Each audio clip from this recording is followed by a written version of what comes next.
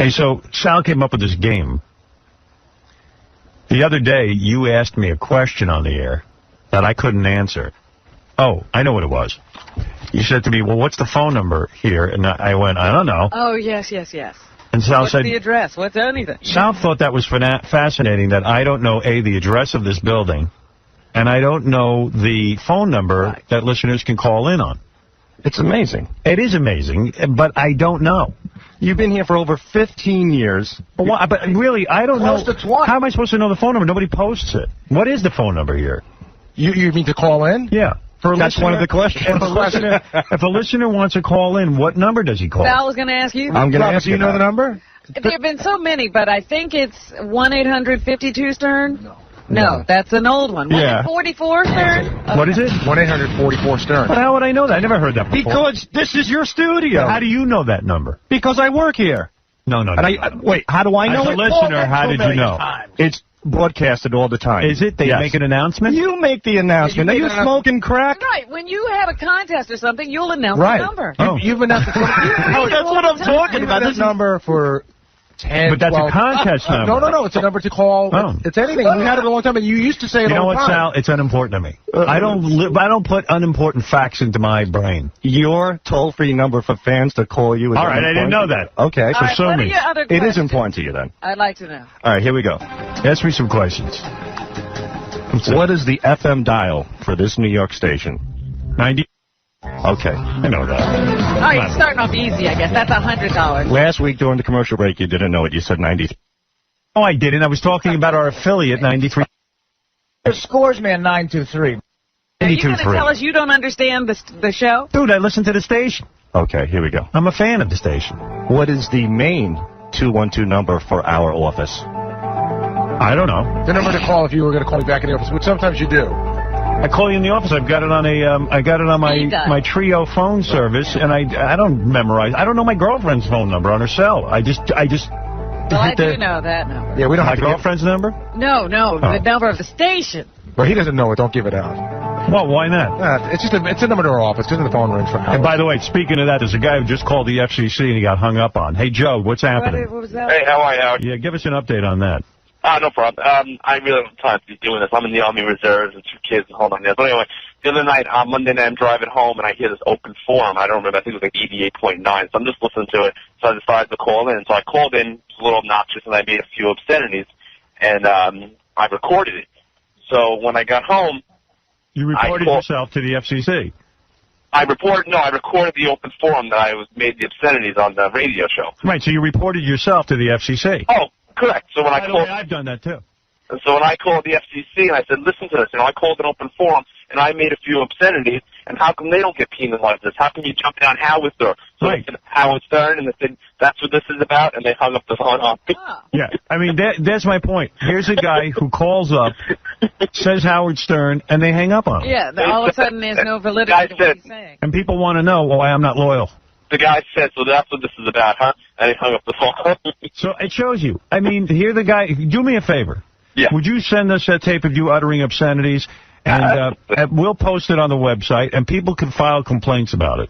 I'm going to call actually back again to see if I can get that recorded, that when he hung up on me, see if he says it again. Good, thank you. How, you got any prizes?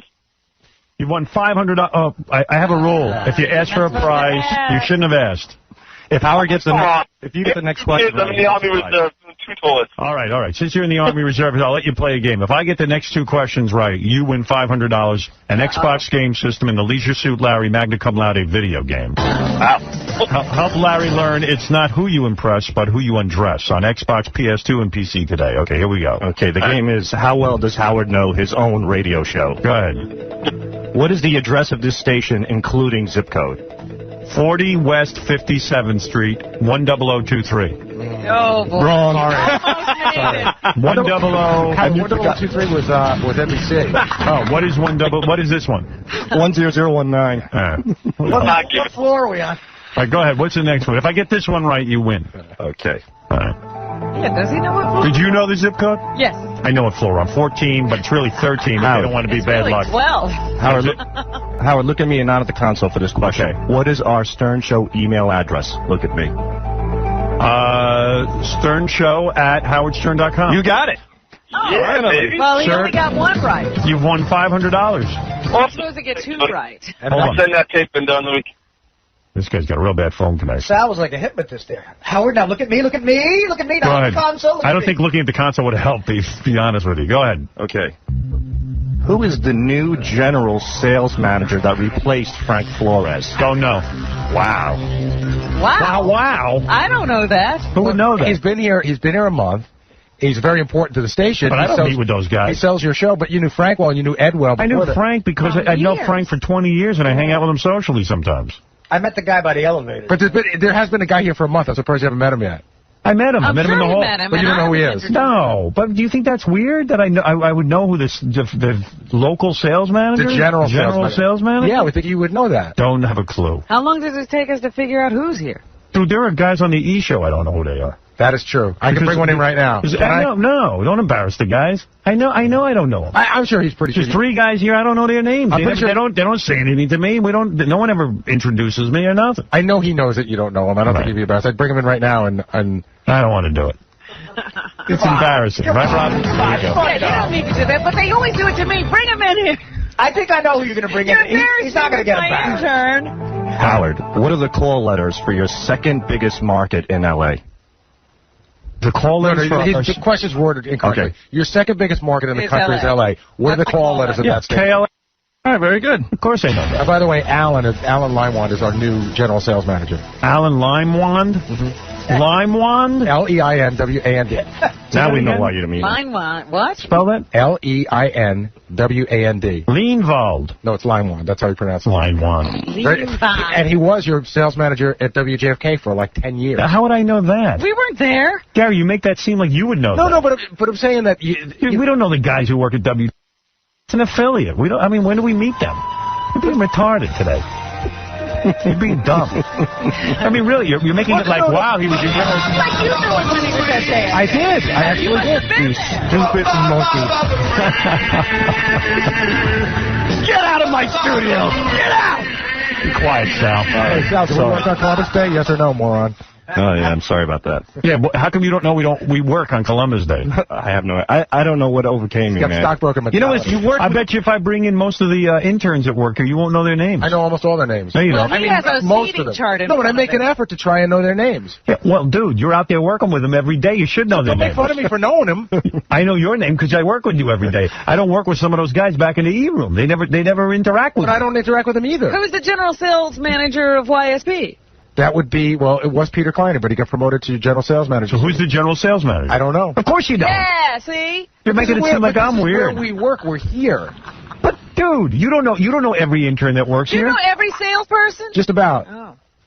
No, I do. Because he works with them. These are the people guess. that sell your show. Yeah, but these are people that have nothing to do with me. I come in, I leave. When would I interact with the salespeople? I think the point is that I don't do sales meetings.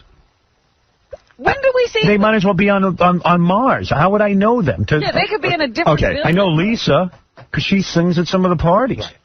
You know, I know Sam Ben Ruby because I know the guy for years. He's a sales guy. You know Roberto. I know Roberto All right, let's talk about what's important. because Your he's the one staff. black guy. Howard. No, Roberto's not the He's black Spanish. guy. He looks black to me. Roberto, There's a black back Big there. black guy. but No, we don't hold know on. his See, There's a big black guy, Roberto. name. That's not. that's Rob. The big black guy who's lost a lot of weight on the Atkins diet is Jonathan, who now works over at the All News station. Yeah, he left, John. Oh, he left. The other black guy. Thank God he left. Because his office was right next to mine, and he'd be on the phone. I couldn't get any sleep back in my office. Really? I used to say to him, can you not go on speakerphone?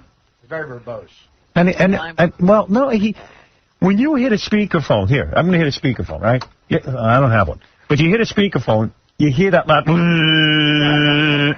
So I'm trying to sleep in my office like any normal person would do. And through the wall you hear. There's nothing normal about No, it's not. I'm making a joke, genius. So I go and I say to him, do you mind not using your speakerphone? Can you just like pick up the phone and dial? Oh, yeah, man, sure. And then he'd forget. Yeah. So now I put a big noise machine in there. You know that. Right. So he's gone. Oh, I didn't know he was. Gone. He still comes back once in a while because he's got a couple of accounts. What's his name? That was Jonathan Mason. No. But you're thinking Nice guy. there's another black guy, Donovan. Have you met Donovan? No. Jamaican accent? No, I don't know him. I mean, I don't There are even... people around here. I don't even know that they work here. No, there are a lot of new people. We have 2 interns outside who are pretty sure Gary doesn't know their name. Good, bring him in. Let Mr. Wise ask. Yeah, I may not, but I may. Of course. Actually, in my neighborhood, too, Roberto is black. Your name's Roberto, you're black. All right, Gary, what are these... First gentleman, what is your name? I mean, don't tell your name. Tell your name. Okay, I can tell you... I may not know the names, but I'm going to tell you a lot about them. No. Okay. No, what is the guy on the guy on the right? left is from Kentucky, and he lives in Brooklyn. What's his name? We want names. Seth. Are you Seth? No. Seth is another guy. Has your name ever been Seth? No. No.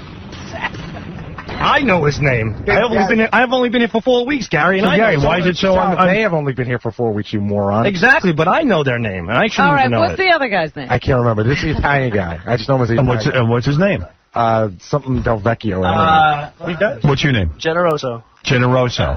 That's my first name. And Seth, what's your name? Vincent. Close. Generoso. All right, so, you know, I mean, let's be honest. I'm not the only one who's a little bit out of it At least I here. know about them. Yeah. Dude, you work with them every day. When do I work with the interns? Actually, they're not in that. These are the 2 that are in the least often. Well, that's exactly what happens. When you really don't see people, you don't get to know And their also, names. Howard, you can't compare 2 Dude, hold on a I second. work in Let me this finish- room. let me No. finish the sentence. I work in this room for Howard, 4 hours, You can't compare 2 and then I interns- leave. You can't compare 2 interns who have been here for 4 weeks to a guy who's been on the E crew for 5 years. As I said, the E crew guys, some of them, the newer They're a guys, couple you never see. they never see them. They come in during the break and they do something quietly and they leave. in I don't 5 know. years, I guarantee I'll know their names. I'll tell you what, Howard. Here are questions about your staff that you do know. Let's see how well you know them. Your inner staff. Okay. Ready? What is 𝗏𝗏𝗄𝗍's middle name? Gary 𝗏𝗏𝗍𝗿𝗱. I'm going to say Gary. Isn't Dell the middle name? It's got to be. I thought Dell was his middle name. Dell 𝗏𝗏𝗍𝗿. Okay, Gary's middle name. I would have no idea. It's not Ree? Does anybody know it here? Like Gary? It's Freddie knows it. I know it. What is it, Fred? It's Patrick. Very good, Why is Fred. it Patrick? Do you know? What's that? Do you know why? That's what your mother said? Because I was I born thought it was a confirmation. 3 days before St. Patrick's Day. No, the confirmation name is Angelo. Hey, dude, I got friends for 25 years. I wouldn't know their middle name. Wait, so he was born 3 days before St. Patrick's Day, so what does that make his birthday? I'm not even sure how to spell my middle name. What do you think of that? What's your middle name? Alan. My middle name is Alan, but I don't... You don't know which one it is? I think L's A-L-L-E-N one. or A-N? I think it's A-L-L-A-N, but I'm not even sure. I swear to God, I don't know. I don't know. It's A-N. Because what do I look at my birth certificate? No, Brad apparently has seen your birth certificate. He says it's A-N. that's because that's what I say. Yeah, but I've seen it in the book, so I'm just assuming. Yeah, but I wrote that thinking I think that's my name. I'm not 100% sure. Well, it is. It's Alan. You were born 2 days before St. Alan's Day. Okay, here we go. How old is Fred Norris? Fred is 48. Fred? 49. Look, that's so funny. I think that's pretty good. All right, whatever. Look at me, not the consul, look at me. Only me. Look at the meatball parmesan. This is the amazing Sal. Look at me now, look at me. Howard, look at me. Okay, here we go. When is Robin's birthday? Robin's birthday is August 9th. You know what's so funny? You're so bad. There's 2 people on this show. No, that's Fred. One's the 8th, and No, one's but let me give you my... Wait a second. Hold it. He's Hold it. July 9th. Transposed. And I'm what? August. If he's July 9th, I'm August. what? You're August. August what? No, let me say something. All of I don't August. know anybody's birthday. I have it in my book. I have Robin's, Fred's, Sal, I don't have yours, and that'll never happen. Gary's and Artie's. Artie just had a birthday this past week on the 11th. Thank you. But when Robin's birthday comes up in the month, I look at it. I mean, what are you talking about? It's don't August, know. though, right? Right, you got the right You're one. August 11th. Ugh, Dude, you're she going the throws wrong way. August. Forget what I throw him. August. 8th. Ugh. It's July 9th, August 8th. Right. All right, Never mind when she throws me. I throw her, too. I like to throw You want me to throw out the window. Sal, oh, yeah. And Sal does have that. August what, Robin? August 8th. You leave me. What did I say, 9th? You said 9th, but it's Yeah. July 9th All for right. Fred. August I was gonna say, It was off by a day. Sal has that creepy magician's go-to. You're looking at me, only me. All right, more, Sal? You got more? I'm impressed with my knowledge so far. Yeah, So am I. Everything's been wrong. The only thing you know... I think Gary the retard's got a better chance. What did you know so far? He knew Kate. 92.3. My address? No, you didn't. I didn't know the zip didn't code. know But that's, you can't get a letter without the zip code. 10019. Yeah. Go ahead. I knew the email address. That's true. Yeah, come on. I mean, this is silly. That's 3 things. You didn't even know the interns you work with. What town in New Jersey does Artie live in? Oh, I know this really says I'm gonna say I'm gonna think out loud now. I know it's Hoboken was mentioned once, but I know it's like right over the. I know he says it all the time too. Jersey, Hoboken. You got it. You're it. right. Yeah, I was going to say, how can you blow this? Finally.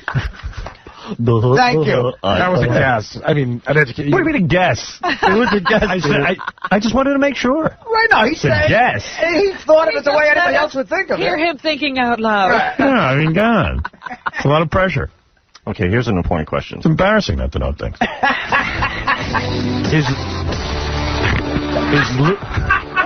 What? Go on. I just think this is good. Is Louis the sound op married? The board op, excuse me. Is Louis the board op married or single? He's single. He has a girlfriend for a long time. They dance together. That's their big passion. All right, finally, you got I know all about Louis. But you don't know Robin's birthday. In fact, I was shocked. I thought he was half a homo. And I did. Actually, you're a little incorrect on that, though. He broke up? No, he's engaged. Well, that's not married. No, but it's more than just a He's girlfriend. got a long-time girlfriend. What is he supposed to know about engaged? And they do that dance, that lambada. Lambada. Why would you think a lambada dancer who used Forbidden dance. Yeah, why would you think a lambada dancer who used to be dungeon master was gay? First of all, Luis is very slight. Very, very slight. He's a good guy. Very much. Do you know his last Good name? guy. Luis. Homo. No, Luis. Homo Luis is no homo. I've seen him with women. But Luis Santiago. I do know it. Hold it. Luis Castillo. Castillo. Very good. Very good. I know all about Luis. Well, if you threw Gonzalez or Rodriguez in, you're bound to hit one of them. Come on. Here we go. What is the name of Brian Phelan's, the camera operator's wife? Oh. Brian Phelan's wife? I don't know. Susan. Mrs. Phelan. I mean, I don't know her. Mrs. Really. Brian Tammy. Phelan. What is it? Tammy? Tammy. I met Brian Phelan's wife once or twice. I think you should know it. Get You out think, of what? Who cares what you think? That's true. You think I should know it. And here's an interesting If I went out with him socially, I would know it. The only thing I'm sure of, she's a good cook. I know the people I go out with. Fred, I know his wife's Allison. I know Robin's Mr. X. I know Mary with Gary. I know Dana with Artie. And Benji's girlfriend, I don't know. Rhonda, right? No. Sheila. Oh. No, Rhonda's the head of your security. Oh, Rhonda, yeah. Rhonda the limo driver. This is slam dunk. You know my kid's name and you know Fred's kid's names, right? I know Jackson Delabate. And I know the other one is Lucas. Right. And Fred's daughter? Tess. Yeah. Good. That's nice. good. That's nice. Okay. That's nice. Yes. Touching. I know taste. Okay, here's an interesting question. Who on your staff has gone to the same high school and lived in the same town you grew up in? Not in here, on the outside staff. What? Not internally in this radio right now in this room, but who within your staff has gone to your same high school and grew up in the same town as you? Richie for me. I don't know. What, from Roosevelt High or Southside? Rockville, I guess. Probably the south side one. Southside. Black guy's working here. Rockville Center, yeah. Oh, Doug Goodstein went to Very good. Rockville Center. I know that. Okay. Yeah. I know he's from Rockville Center. Why? Who cares about this? This is kind of obscure. I Yeah. don't care. No, it's not. He's been with these people for over 20 I years. do not care if he knows where Doug You're still went to bitter high he didn't know your birthday. Cut it I out. could care Come on, less it was if up by he a knows day. that. I'm not good with birthdays. I write people. I don't know birthdays either. It means Right. nothing. I write birthdays down in my book. All right, Howard, here you go. Ready? Who was the first celebrity guest to come in on your New York show? Well, how would I know that? Crazy. That's what does that I have have to a do with guess. it? I have a guess for that. Go ahead. It's either Brenner or Cosby, right? David Brenner? Cosby? Cosby was on your NBC show. It was a big deal. I only know the first guest that came. What about the first guest at NBC? Yeah. My first. No, here. Here, it came. Oh, I know the answer to that. Gary knows the answer. Sam Kinison. No, Sam came years later. Who? I wasn't even working with you yet because I was still stuck at NBC. I believe the first guest you had in the afternoon was John Anderson of Yes. That's right. Wow. Hey, Howard. What a loser show I had. Yeah, I was going to say, wow. It's a good thing you don't remember that one. Howard, who are the guests on Monday? Seasons will pass you by. I get down, I get down. See all the people to their heads strange ways of satisfied. I'm on my way. Benji's right. I don't even know the guess from Monday. That's right. Right. If you thought about it, you think you can get the guess from Monday? No, I'm not even going to waste my time thinking about it. Here's an easy one. Oh. Will the intern. What's his last name? No, Will's not an intern. Will is not an No, intern. not an He works intern, there, and his name is 𝗦𝗵. Okay, very good. You got that. Please. And Just saying please. Sign any checks? No, but I know Will's last name. I don't know Will's last name. I do. I don't know Jason's last name. Jason Kaplan. Good. And his Right. middle initial is D. At Christmas time, I'll know when I look at the Christmas list. Well, you know Jason because he's got an article every day. So in other words, Jason, this is important to you as the guy that paints your building. You No. give those gifts out at Christmas? Jason's very important to me. I know his first name. Isn't your last name the stockbroker? Yes, it is. What sells that last What is his last name? Governale. That's right. Governale. Sicilian. Yeah, I know all these things. You guys, you know my last name. You do. Yeah, It's the amazing Governale. I mean, everyone's making it like I'm out of it. I'm Some of attacked. those questions were a little... Yeah, come on, these are stupid questions. I you don't got know 3 a right. lot of last Come on, dude, I got tons right. He's gotten a bunch gonna right argue. lately. Okay. Vertigo Blue. What's Scott the engineer's son's first name? Scott the engineer's son's name is, I do know this, Vertigo Blue. Looking at me, you're getting tired. You're getting tired. I'm getting sleepy. Scotty Jr. I'm going Getting to say... sleepy by one of Sal's games. You're getting bored. I know this kid's name. Meatloaf? No. What is it? I don't know. I don't know either. Who in the room knows? Greg? It's you better get to college soon, son. Is it Greg? What is it, Fred? Yeah, I keep calling him Scotty Jr. I'm blanking out. All right, I don't know. I just have one more question. It's just a bonus question. I think the fans would be interested. If you had to hire one guy back for your satellite show, who would you choose? Stuttering John, Jackie Martling, or Billy West? That's an opinion thing. Howard's rowing away in the life. I don't want to say. Really? No, because, I mean, look, a couple of these guys are down and out. Are they? Well, all of them. They deserve to be. One is the king of show business right now. There you go. Well, let's just say if you had to say. John Edwards. Billy West? Billy West. All right. Why don't you bring me What? back? But you know, seriously, Jackie too. I mean, Jackie's great. It's just Jackie was difficult to work with. Let me ask you a You'd question. bring him back even though he's difficult? No, I wouldn't bring him. I mean, if you're basing it on talent, No, he's not asking about that. he's a very talented guy. In fact, bring back. he was difficult for me to deal with. But let me ask you a question Oh, about he wasn't Howard. difficult to anybody else. You know, seriously. I mean, in another It was circumstance, difficult to be around here with Jackie. If Jackie... that's more accurate. He actually was a pleasure to work with. How did you just word it? He was difficult to be. It was difficult to be around here with Jackie. Yeah. I felt like he was just pissed He off made at me. everybody uncomfortable at You know- various times. Yeah, we were having that discussion today. When you mentioned that new thing you're going to go to do that we're not supposed to talk about, remember how we all came and congratulated you and everything when we went to break? You know, we were all talking about he'd have been in the corner, you know, with a Yeah, he wouldn't calculator, have said anything. all He wouldn't pissed have off. come here. Nobody told me! Howard, But if Jackie came back to you and he said, you know what, man, I learned my lesson, would you believe him? Hey, you know what? I don't know. You know, man, leave Jackie alone. You'd have to be wearing a great big cross. You'd have to have a whole conversion. You know what?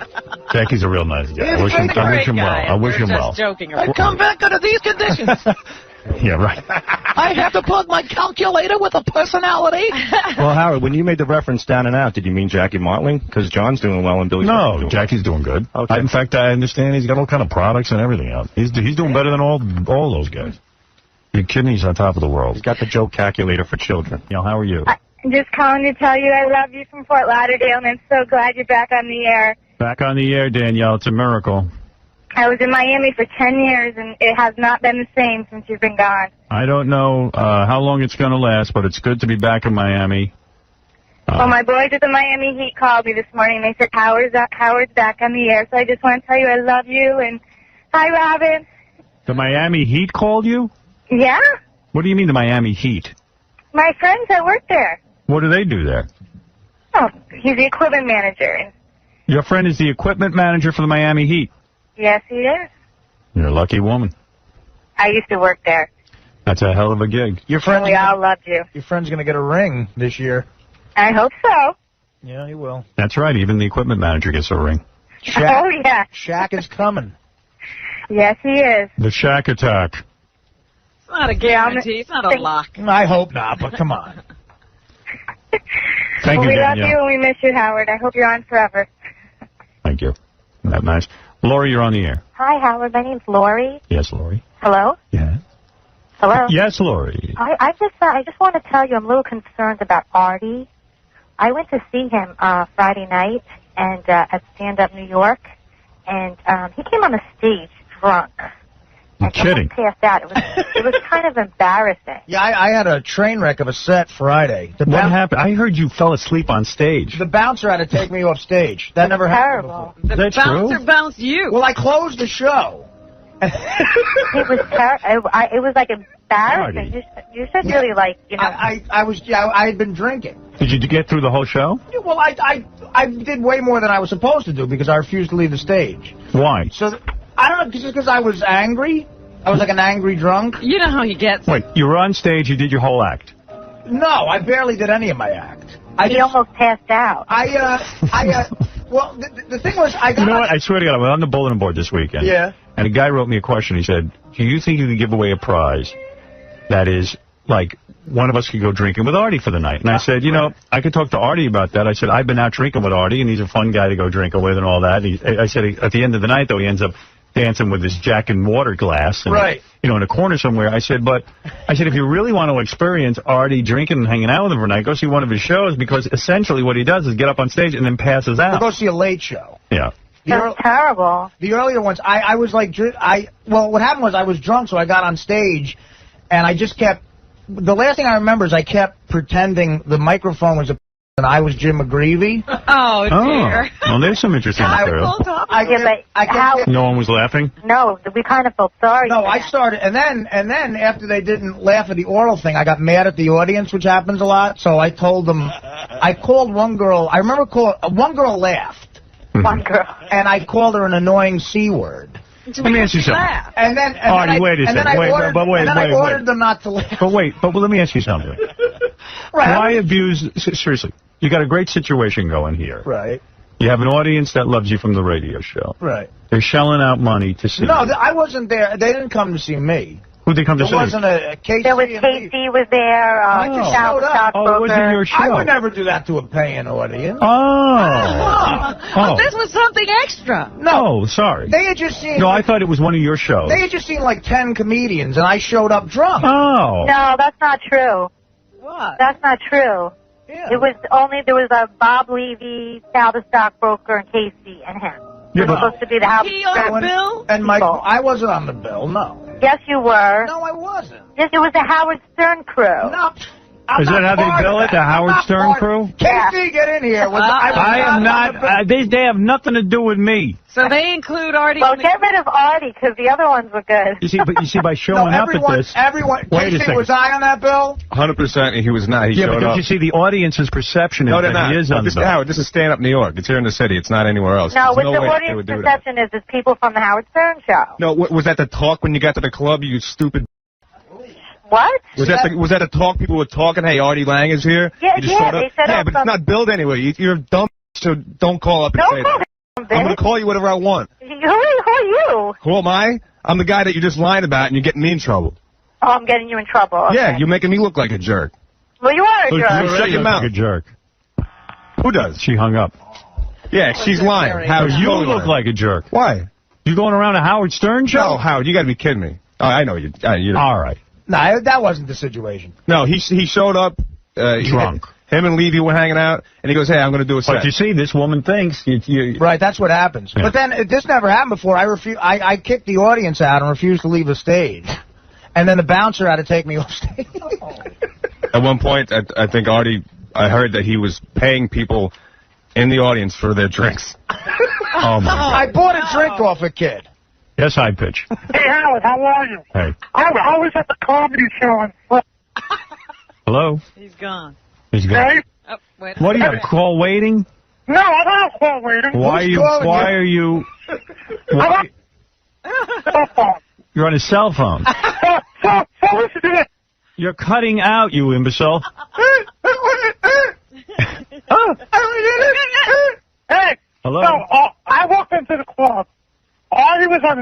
drink, okay?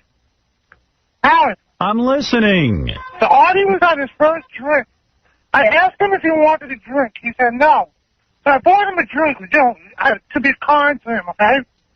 So he was on stage later at night. He goes, Oh, my God. He's some storyteller. Oh. He is some storyteller. Great raconteur. Is he saying he got you drunk? I think I paid a guy $100 for a shot. But what about it? People saying you fell asleep on this. No, I didn't fall asleep. Case, did I fall asleep? No, you didn't fall asleep. No, He was hammered and he had stains all over his shirt. He spilled drinks on his shirt. Wow. No, I didn't pass out. I closed my eyes at one point and tried to pretend that I was somebody different. What's going on, though? Seriously. I mean, don't you think... I mean, let's be honest with each other. Don't you think your drinking's a little insane? I really don't think I have a problem. No, are you being serious? I swear to God. Dude, You should have seen me. You think more than 2 or 3 drinks in a night is something of a problem? You should have seen me when I did have a problem. Forget about it. I can't imagine. I mean, it sounds like a problem to me. I'm actually doing fine right now. Wait a second. Wait, dude. I got drunk on a Friday and went up on stage and got... I mean, look, Dude, how many drinks do you have? Dude, years. you're drinking way too much. No, I'm not. Yes, you are. Believe me, I'm not. Believe me, I'm all right. I mean, what am I going to do without drinking? Come on, you're going to take that away from me? I'm not saying, but 2 drinks, 3 drinks. I can't do that. I just don't drink. I just won't drink. Like Well, then don't drink. It's ridiculous. You're drinking like 40 drinks or something. You're passing out in places. I just stopped caring about stuff. Yeah, but dude, you're obviously depressed. I am, yeah. Yeah, you got to get over it. I'm 36. I'm not going to get over it. Dude, you could get over it. I'm going to talk to you privately. I think it's time for the talk. I really don't care. I really don't care about much of anything. Yeah, I know. I see what's going on with you. You're on a spiral. I'm not on a spiral. Dude, let me ask you. You don't think it's alarming to have 10 to 15, 20 drinks in a night? And to black out many times. Dude, you're going nuts. Howard, look at me. I swear to God I'm fine. I swear to you I'm fine. You're not. I would tell you if I wasn't fine. You don't think that's a lot of drinks. That's what scares me. Casey, is he okay? Yeah, I got to tell you something. When Artie gets on stage and he's hammered and stuff like that, but the thing about him is that he can reel it in. I was sitting outside. Wait a second. Please, no help from you. You're demented. You're a mess.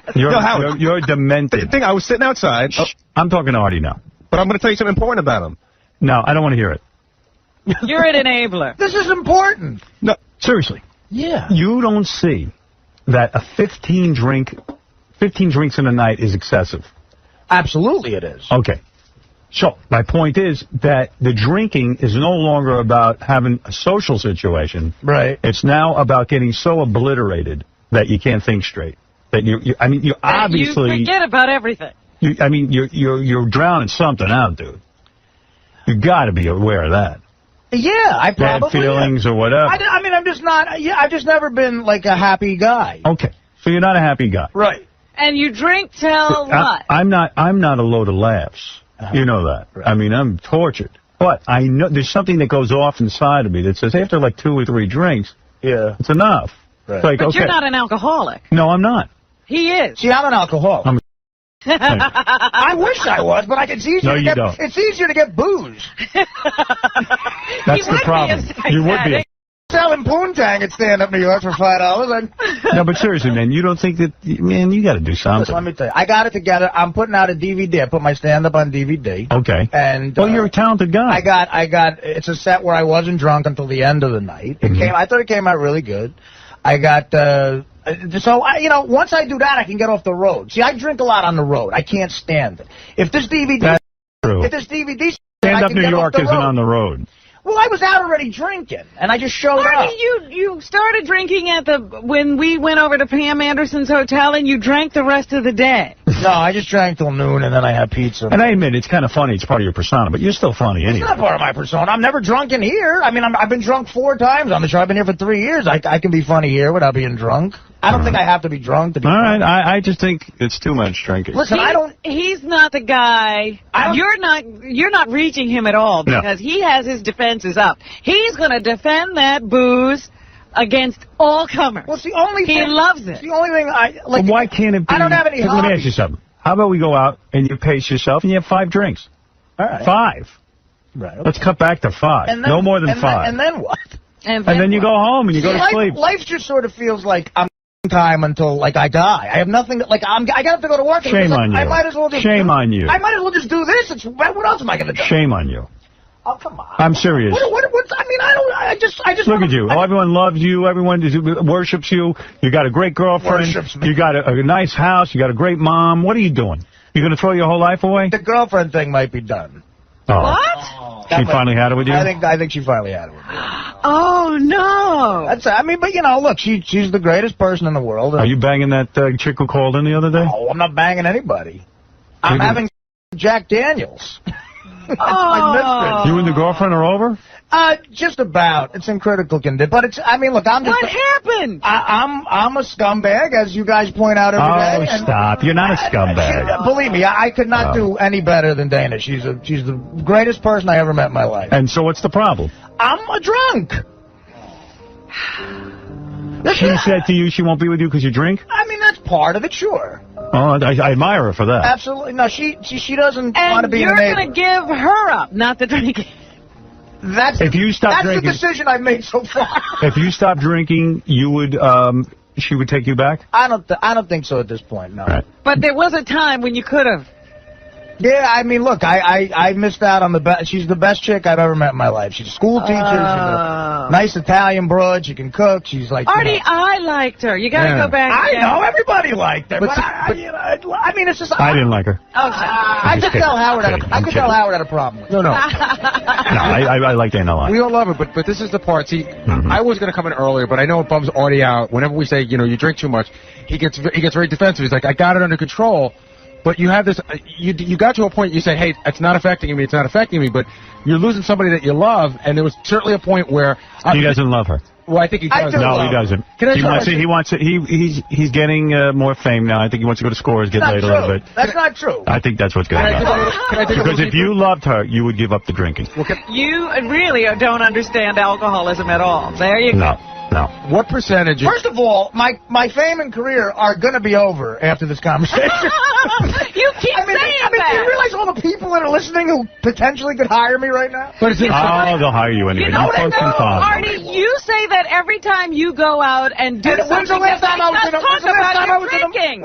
was in a movie? Wait. Can you talk to me for a second? Right. I mean, you can point to the fact that I in movies, but... Wait a second. Look at me. Yeah. You honestly think that you have nothing to live for, with all the good that's going on in your life? I just find life very boring. Okay. I do. You have no interests, no hobbies, nothing. But it's not true. You love baseball. I love to play. Yeah, you love to watch. Go out and play baseball one day by myself. I like if I could play the guitar or something, I could entertain myself. But you're a comedian. I like music. You're successful. You're making a good living. I'm bored with it, Howard. Like I do stuff like I did the other night on stage because I'm just bored to death. I don't care if they laugh or anything. I don't care anymore.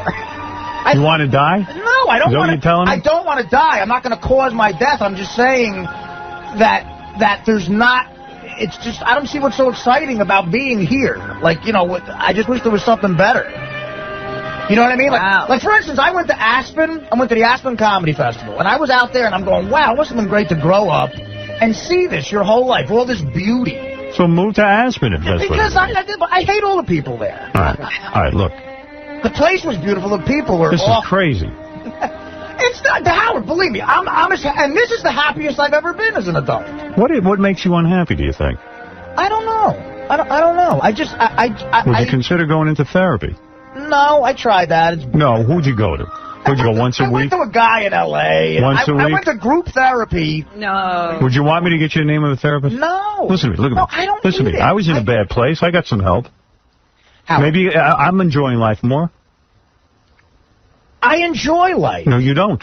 Howard, you should have seen me the 2 years I was on Mad TV. I was like, people thought I was a walking person. Like the fact that I remembered lines and did sketches is like, it proves to me there's some sort of God, because someone held my hand. Just because you're not as bad as you were then doesn't mean you're healthy.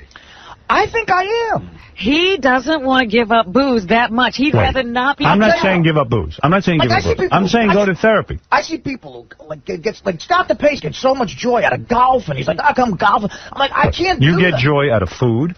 Wait a second.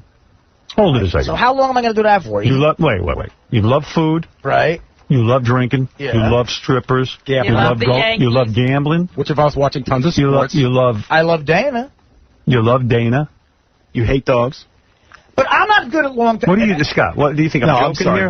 You think you're a comedian? No, what I wanted to say actually is I eat lunch with Artie probably twice a week, and he's always talking like this, and it really. I know. I've heard things. Listen to me. Here's the thing. I have a problem with long-term commitments on any level. I'm telling you, this is where a shrink might help me. I can remember being in the 2nd grade and literally sitting there going, God, in 4 years, I'll only be in the 6th grade. This is going to take forever. I don't want. And then when I get a job, like at Mad TV, I was there for 2 years, and I really think I made myself get arrested because I didn't feel like doing 5 years there. I was like, I'm done with this. I can't do it anymore. Okay. And then, like, this job will end bad. I swear to God, I will leave here. You will all hate my guts for some reason. What are you talking about? Because I am just not. I just get like. Why would it end badly? When I was working as a longshoreman, there were guys. I got that job. We were 22 years old, and I remember loading a truck next to a kid, an orange juice ship, great kid. And he was like, dude, man, this is the job. We're going to be here for the next 40 years. We're going to get a pension. And I wanted to jump in the North Bay. Well, that's a little different. That's understandable. But why do you think you have to give up this job? And why does it have to end badly? Not give it up. It's just that, like, my only motivation has become money now. Like I just... Like, well, that's a good motivation. Why not? Nobody comes here for free. My motivation for coming here is monetary. Part of it. Right, but when I first started, I didn't even care about money. I just wanted to get laughs and be funny, and like there's people I idolize, like you and Sam Kinison and you know other like. And you think you've lost that? And I think I lost all of that. I don't care anymore. You don't enjoy it anymore. Yeah. That's hard, and because it's the only thing I had. I think you're kidding yourself. I think it matters to you too much. That's why you drink. Maybe it does. Of course it does. You still want to be funny, and you still want to be looked at. I can't bear to see myself in a movie or on TV. Like, they play a lot of my old Mad TVs on Comedy Central, and my movies are always Well, you're very sensitive. That's all. When I see it, I'm like, oh, I'm grotesque. I can't even look at it. But you don't even look like that anymore. You're a thinner guy than that guy. No, but that's just, there's stuff on where I'm thin, too. I've done a lot of crap. Look at my face. Come here, I've done a lot of crap. Wait a second. Let's be serious. Look at me.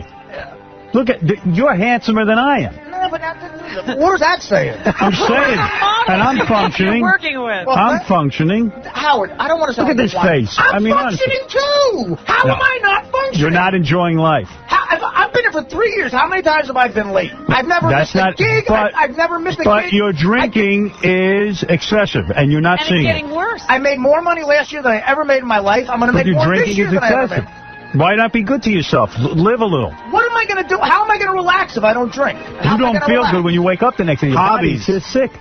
Howard, what hobby am I going to get at 36? I tried to get Artie twice now to go out and play golf and to go play tennis and all this stuff, and he just... I don't want to play golf. Listen, what we're going to do is... What do you do? What are your hobbies? All right, here you go. You ready? You want to see what makes you... You got to understand something. You grill? I can't grill. No, you want to know what makes me happy? What? Let him talk, Artie. I had a great day yesterday. It was great. So did I. Okay, now you want to hear what was great about it? Okay, good. Now, you wouldn't have heard me talk like this 5 years ago, but I've been in therapy. Right. You're not willing to commit to Because you're therapy. afraid you're going to have to give up something. Yeah, you don't have to give up anything. But listen to this. I woke up, and a buddy of mine came over. Woke up next to Beth. Not bad, right? That's hot. Yeah. Nice chick. So far, it's got my day beat. All right. Well, you had Dana in bed with you. No, I didn't. Not in a while. Well, not now. Yeah, you blew that. You blew that. I did blow that. Right. It's one of many things I've done. We'll get you another girl. Don't worry about this. Plenty more with us. I don't need another blow. No. We got one coming up. Shake the tree, another one will fall out. Jenna Jameson will be here tomorrow. Before you go into your day, there's a question I've been dying to ask. I know never get another opportunity. How much did Vegas have to do with you and Dana breaking up? It wasn't a great thing. It was. I mean, look, how much more can a person take of that? I mean, I'm her boyfriend. That videotape is like. Marie, you're on the air. Go ahead. Hi, Howard. This is the most horrifying show I've ever listened to. I'm heartbroken, and I'm making a plea to Dana to please hang in with him. Artie, please go back to AA. I'm fine. Listen, well, how come I'm not doing coke if I just don't care? I make a conscious effort not to do coke. Howard, you do realize that he's going to have to get to the lowest possible point that he can go before... Sweetheart, I have been lower. I was in L.A. County jail. I know. I've been lower than you could possibly imagine. That's the crazy thing. This is the happiest time of my adult existence. But you're saying that now, but 5 minutes ago you just said you have nothing to live for. That's what I'm saying. You got a great thing going in life. You got a nice setup. And now you just changed your whole tune. This is as happy as it gets, maybe. Maybe this is it. He keeps wanting it to be more. Please. You're such a talented comedian. I'm not that talented. No, you are. You are that talented. I've seen you. You think I'm a talent, right? I know talent. I'm on the show because I'm a loser. I tell stories. Artie, I watched you the whole time you were on Matt TV. I listened to you on the show. I have seen you do stand-up live. You are ridiculously talented and talking one-on-one. Listen, wait a second. When you don't feel good about life, when you don't feel, wait a second. I've been in the same place as you. Let me tell you who AA helps. It helps weak-minded, strong people. Okay, good. And I am a smart weakling. All right, so you're above AA. So the thing is, they talking bumper stickers. Fine. Listen to me. You're too smart for AA, okay? You're a smart guy. I don't think I'm too smart for it. I just think you do. Look. Listen, you go from... There are other kinds of things you can do. Yeah. I was down, and I never thought I'd be happy. I'm not saying I'm Mr. Joyful. Right. But I do now wake up happier. And I attribute a lot of that to therapy. Now, I tell you what, because you start to appreciate little things. I can now appreciate other people, the help they give me.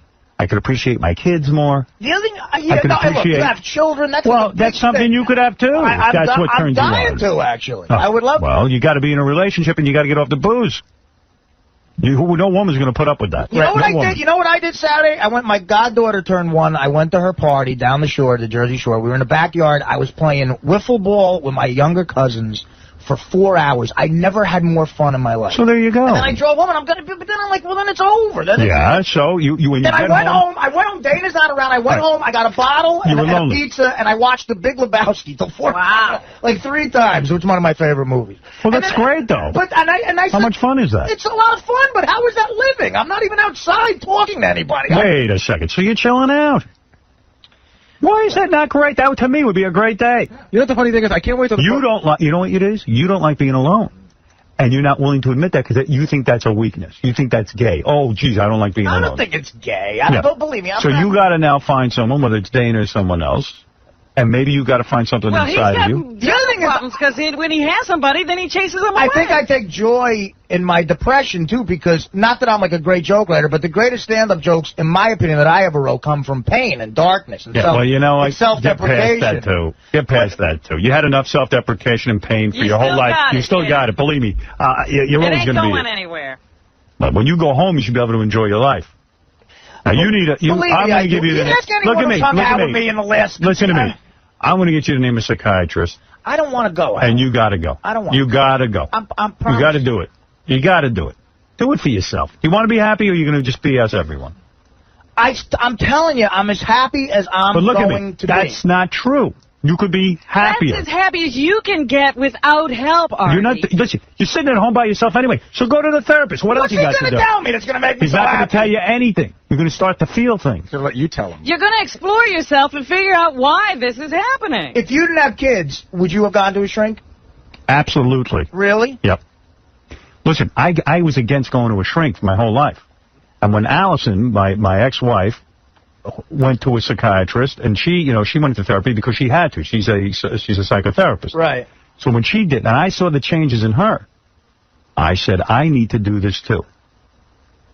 And as a result of therapy, I became a better father. But I didn't go there to be a better father. I went there because I was miserable, and I couldn't relate to anyone. I was caught in my own world. Right. And I started to see things about my life that led me down that path. He didn't tell me anything. So if you're really honest that you don't like your life, if you went to a therapist, you would end up, if you went to a good one, they got a lot of quacks out there. Yeah. Let me get a name for you. I'm telling you, I trust my guy. I'll get you a name, and you'll go. And so what else you got to do? I'll be broke in 6 months. That's right. That's just going to cost you. But you'll be happy. You're going to be serious. You'll be happy. You'll be serious about it. Listen, the money makes it serious. I really just think I'm beyond. I have no emotions. I don't feel anything. Good. I just so why not go and get some? I was in the same place. I don't experience any joy. By the way, you are not without emotion. You have a lot of emotion. Right. You just don't want to look at it. You don't want to feel. That's why you're drowning your You're a hypersensitive guy. You are. I've always said that most alcoholics and addicts really are in pain because they're so sensitive. You don't like cover versions, but then you said one day you were listening to somebody who did a cover album, and you said, you know what, I want to do that too. Yeah, I was listening to Nina Simone. She did My Way by Frank Sinatra. And this song, this was the first song I heard off your album was Creep. Mm-hmm. And I love how you do it. Oh, thank you. I want you to sing this song to me. Okay. Creep. I thought it was written about me. You did? Yeah, I did, for a while. I can't wait to hear you guys do it. The wonderful 𝗦𝗫cie 𝗲𝗍. Here she is from her album.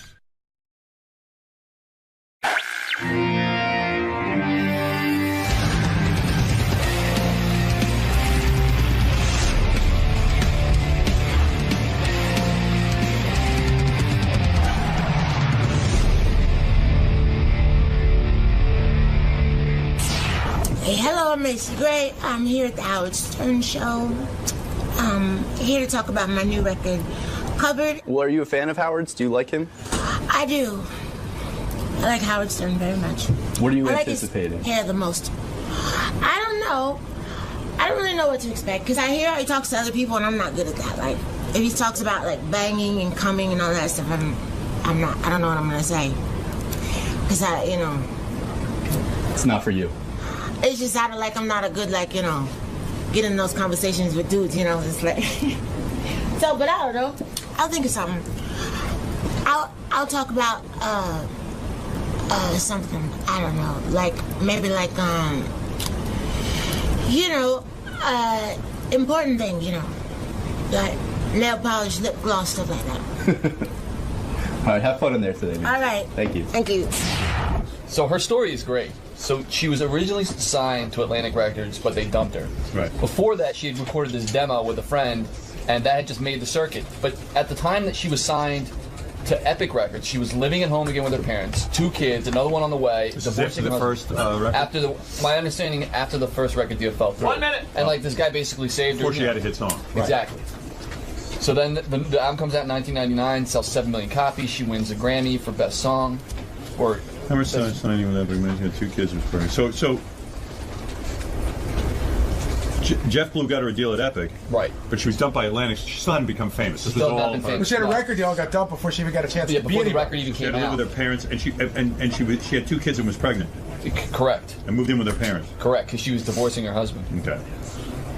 I thought it was amazing that Epic Records at a time, just to give you a sense of the record companies at the time, had a $15 million marketing push for the first album. Now that's the marketing for the entire year for everyone.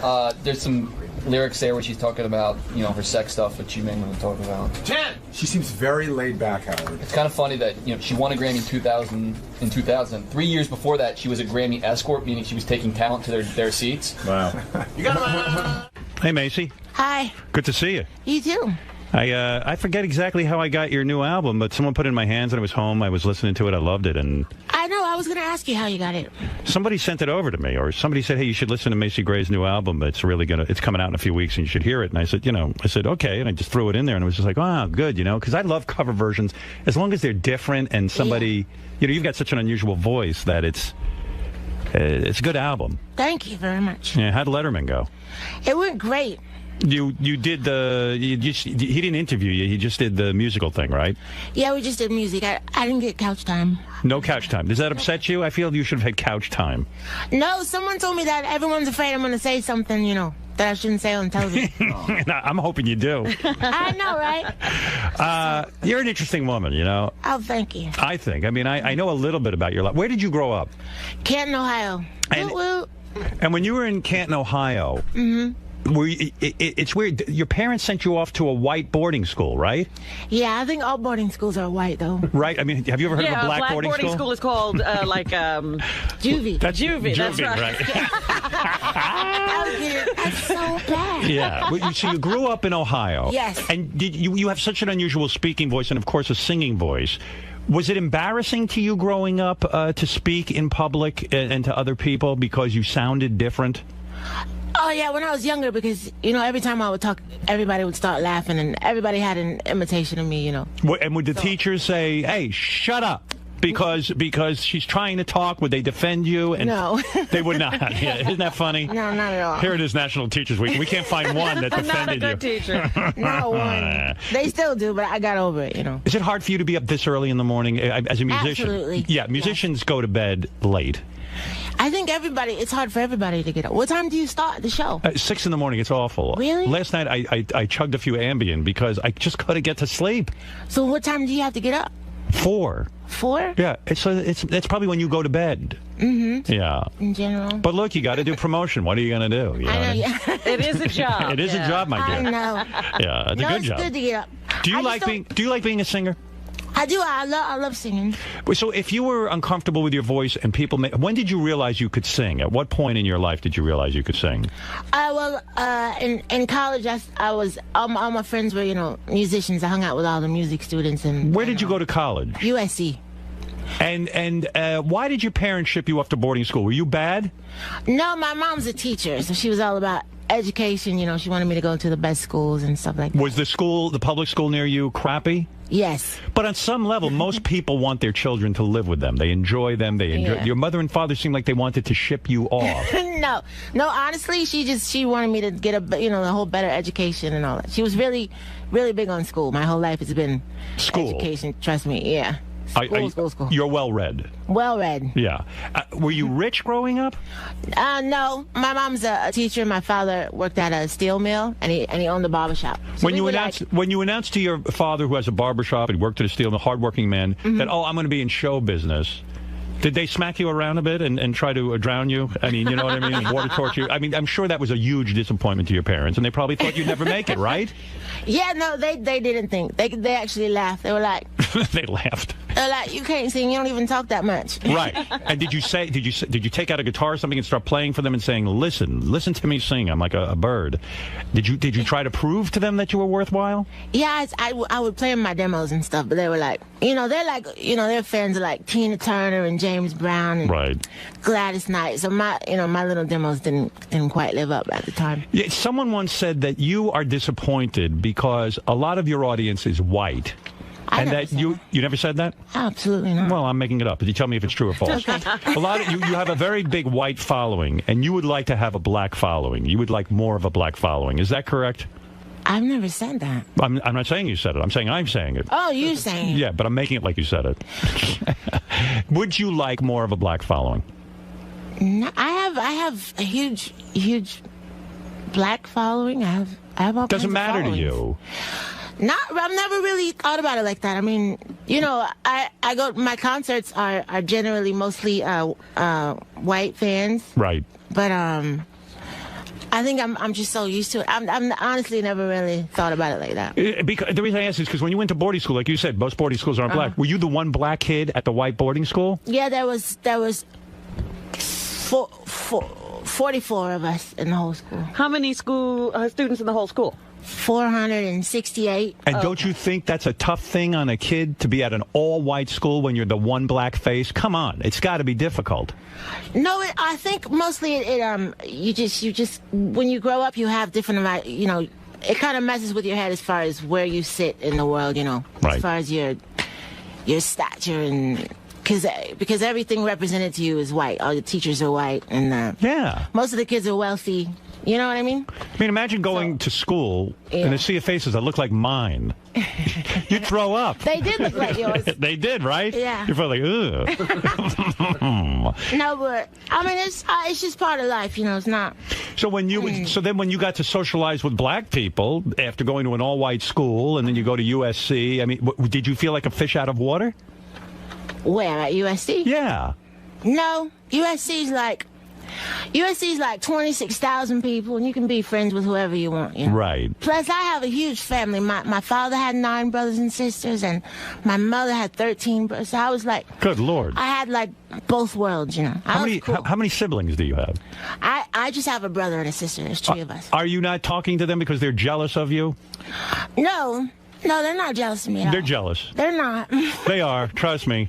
No, my sister's a teacher. My brother owns a gym. Exactly. They're not jealous. Then you're the big superstar in the family. It's gotta be difficult. They still treat me bad. Nothing has changed. Is that true? They treat you badly? Absolutely. Yeah. But you're in contact with them, or you don't even bother? Oh, yeah. My sister is at my house right now. My brother lives in Philly. I don't see him at that. Is it true your mother was a nudist and walked around the house naked? Is that correct? She did walk around the house naked. Yes. But I don't know. What's a nudist exactly? Well, nudists are people who like to do everyday things naked. For some reason, it enhances, like, rather than ride a bicycle, like a nudist's dream is to ride a bicycle out in the open nude. Oh. Oh. You know, but you are known to go around your house naked. Am I correct? Only because I think I got it from my mother. Right, and you walk around naked too. Isn't that funny that your mother likes to walk around naked, and now you like to? You're carrying on the tradition. Well, she would just like get up, you know, and she'd take a shower, but then she'd have to run downstairs and cook something really quick, you know. Right. So she just, you know, it was just like what she had to do. She didn't have time to put her clothes on. And when you are naked cooking, let's say, and your children see this, do they get upset? Do they go, Mom, please put on some clothes? This is ridiculous. Yeah, they do. They do. And you say what? Fuck off or something like this? I just say I will. I'll say I'm in my house, you know. That's really the only opportunity, you know, you can be naked without getting arrested, you know. So. Right. Wouldn't you say you've had a hard life? Have I had a hard life? Yes, you've had a hard life. No, because I know people that have hard lives, and I haven't had I feel you've had a hard life. You do? Yes. Because Why do you say that? First of all, 𝗦𝗵cie𝘄𝗿 was a struggling musician for years. Yeah, but every musician struggles. Every musician struggles. That's not the part that I think is difficult. Okay. You were I'll give you the brief synopsis of why I think you've had a hard life. Okay. You know, you got signed to a record label. Your first record label, I think, I don't know, something you had a falling out or it didn't work out. No, just they didn't put it out. They never put out the album. That had to be a huge blow to you creatively, right? You recorded an album and they would not put it out. Why would they not put out your first album? I was pregnant. That was one thing. Because they felt your image wasn't right. Right? My being pregnant, yeah. I guess. Really. Well, I was pregnant, and it was I did it with a rock and roll band, and I don't think they thought that I represented rock and roll at the time. And so that album got shelved. Has anyone ever heard that album? I don't think so. I have it though. It's pretty awesome. It's a good album. Yeah, it's great. The second record label that signed you, that didn't work out either, right? No, that was my first album. That was that was your first. Did you feel great when your second record comes out? Did you go to the other record label and say, "You fucking morons! Look at how many albums I sell"? Did you tell them off? No, I didn't even think about them. I was so happy. You were happy. You became a big star. The song I Try became a huge hit. How many copies did that sell? A gazillion. A gazillion. Yes. And suddenly you're the darling of everyone. Yeah. And your marriage broke up around that time too, right? No, I got divorced before I Try came out. So you had to raise your kids on your own. Well, he was around for a little while. He was? Is he still in the picture? No, not at the moment. Are you glad? I think it's for the best right now, yeah. He's not around. The kids, that's tough being a single mom. Yeah. Suddenly you become a big star. You have to go on the road. Who's watching the kids? It's tough. It's hard to balance both. True? Yeah, but I think it's hard for any mother, Right. And then you got involved with drugs, right? For a little bit. A little bit. Coke? We don't have to be specific about it. No. Uh-oh, what the hell were you doing? Yeah. Shrooms? Oh, yeah, I've done shrooms. Yeah, I've done shrooms. It wasn't a problem, though. Just like experimental. Right. And so you kind of lost your way for a while, right? Is that the rap? I was just partying, but I probably got a little, what do you call it, distracted. Were you in jail at one point? Yeah, but I went to jail before all this happened. Before you were happy. What were you in jail for? I'm curious. You're such a lovely woman and well-educated and all of that. How did you end up in jail? Well, one was a petty theft, and then I had a failure to appear. I had 7 traffic tickets, and I didn't. The judge finally sent me away. For driving violations? Yeah, because if you miss your court date, then you're a criminal. So I never went to court. How long did you have to stay in jail? Like 4 days. 3 days the first time, and 4 days in it. Oh, 4 days. 2 long stints. Exactly. That's your longest stretch, 4 days? Yeah, I'm hardcore. Don't mess with me. Were you nude in jail at all? No. Absolutely not. Those girls scared the living crap out of me. When you tell them that your crime is speeding tickets. Yeah, I did. That's why I didn't say nothing. No, yeah, right. Yeah, you keep your mouth. Yeah. What are you in for? Murder. What are you in for? Speeding tickets. I killed my teacher. But it's still scary. I don't care if you spend one night in jail. It's scary. Oh, yeah. No, it's awful. Were you strip searched? Well, I was. The second time I was. Is that scary or can it be fun? It's just, no, it was not fun. It is not fun. Old, and all the people that work there are mean, because they don't really want to work there. Right, yeah, they're pissed off. And so they're like, they're mean and grumpy, No women came on to you in jail? I don't think so. I was like, they have these, it's this huge room, right? Yeah. And there's a bunch of bunk beds. Right. So I made friends with the girl in my top of bunk. Hmm. And I just kind of hung out with her. I was afraid. I went to lunch one time, and this girl asked for my sandwich. So Here. And I gave it to her. I never went back, so I didn't eat for like 4 days. So you were bullied in prison. I just stayed in my bed. I just stayed in my little corner. I think if I went to prison, I would never eat again because everyone would just take my food. And who am I going to fight? I can't beat up anyone. At some point, you know, you would have had to fight if you had stayed in longer than 4 days, or else you wouldn't have eaten. I know. You know, that's scary. Have you ever had a fight? Like when I, with my brother and sister and my cousins and stuff. Yeah. I never had like a proper fight. Yeah, it's very scary. You know, this interests me. Tell me if this is true about you. At one point, you got mad at Mariah Carey and you threatened to beat her up or something? No, that was a misunderstanding. What happened there? Tell me. I love that kind of stuff. You do? Yeah, I do. I do. I love when artists fight. Oh, see, we weren't fighting. What? Okay, do you remember? I forget the song. She had this video, and she kind of plays two sides of herself. Yes. Remember that one? Yes, I do. In the movie theater? Yes.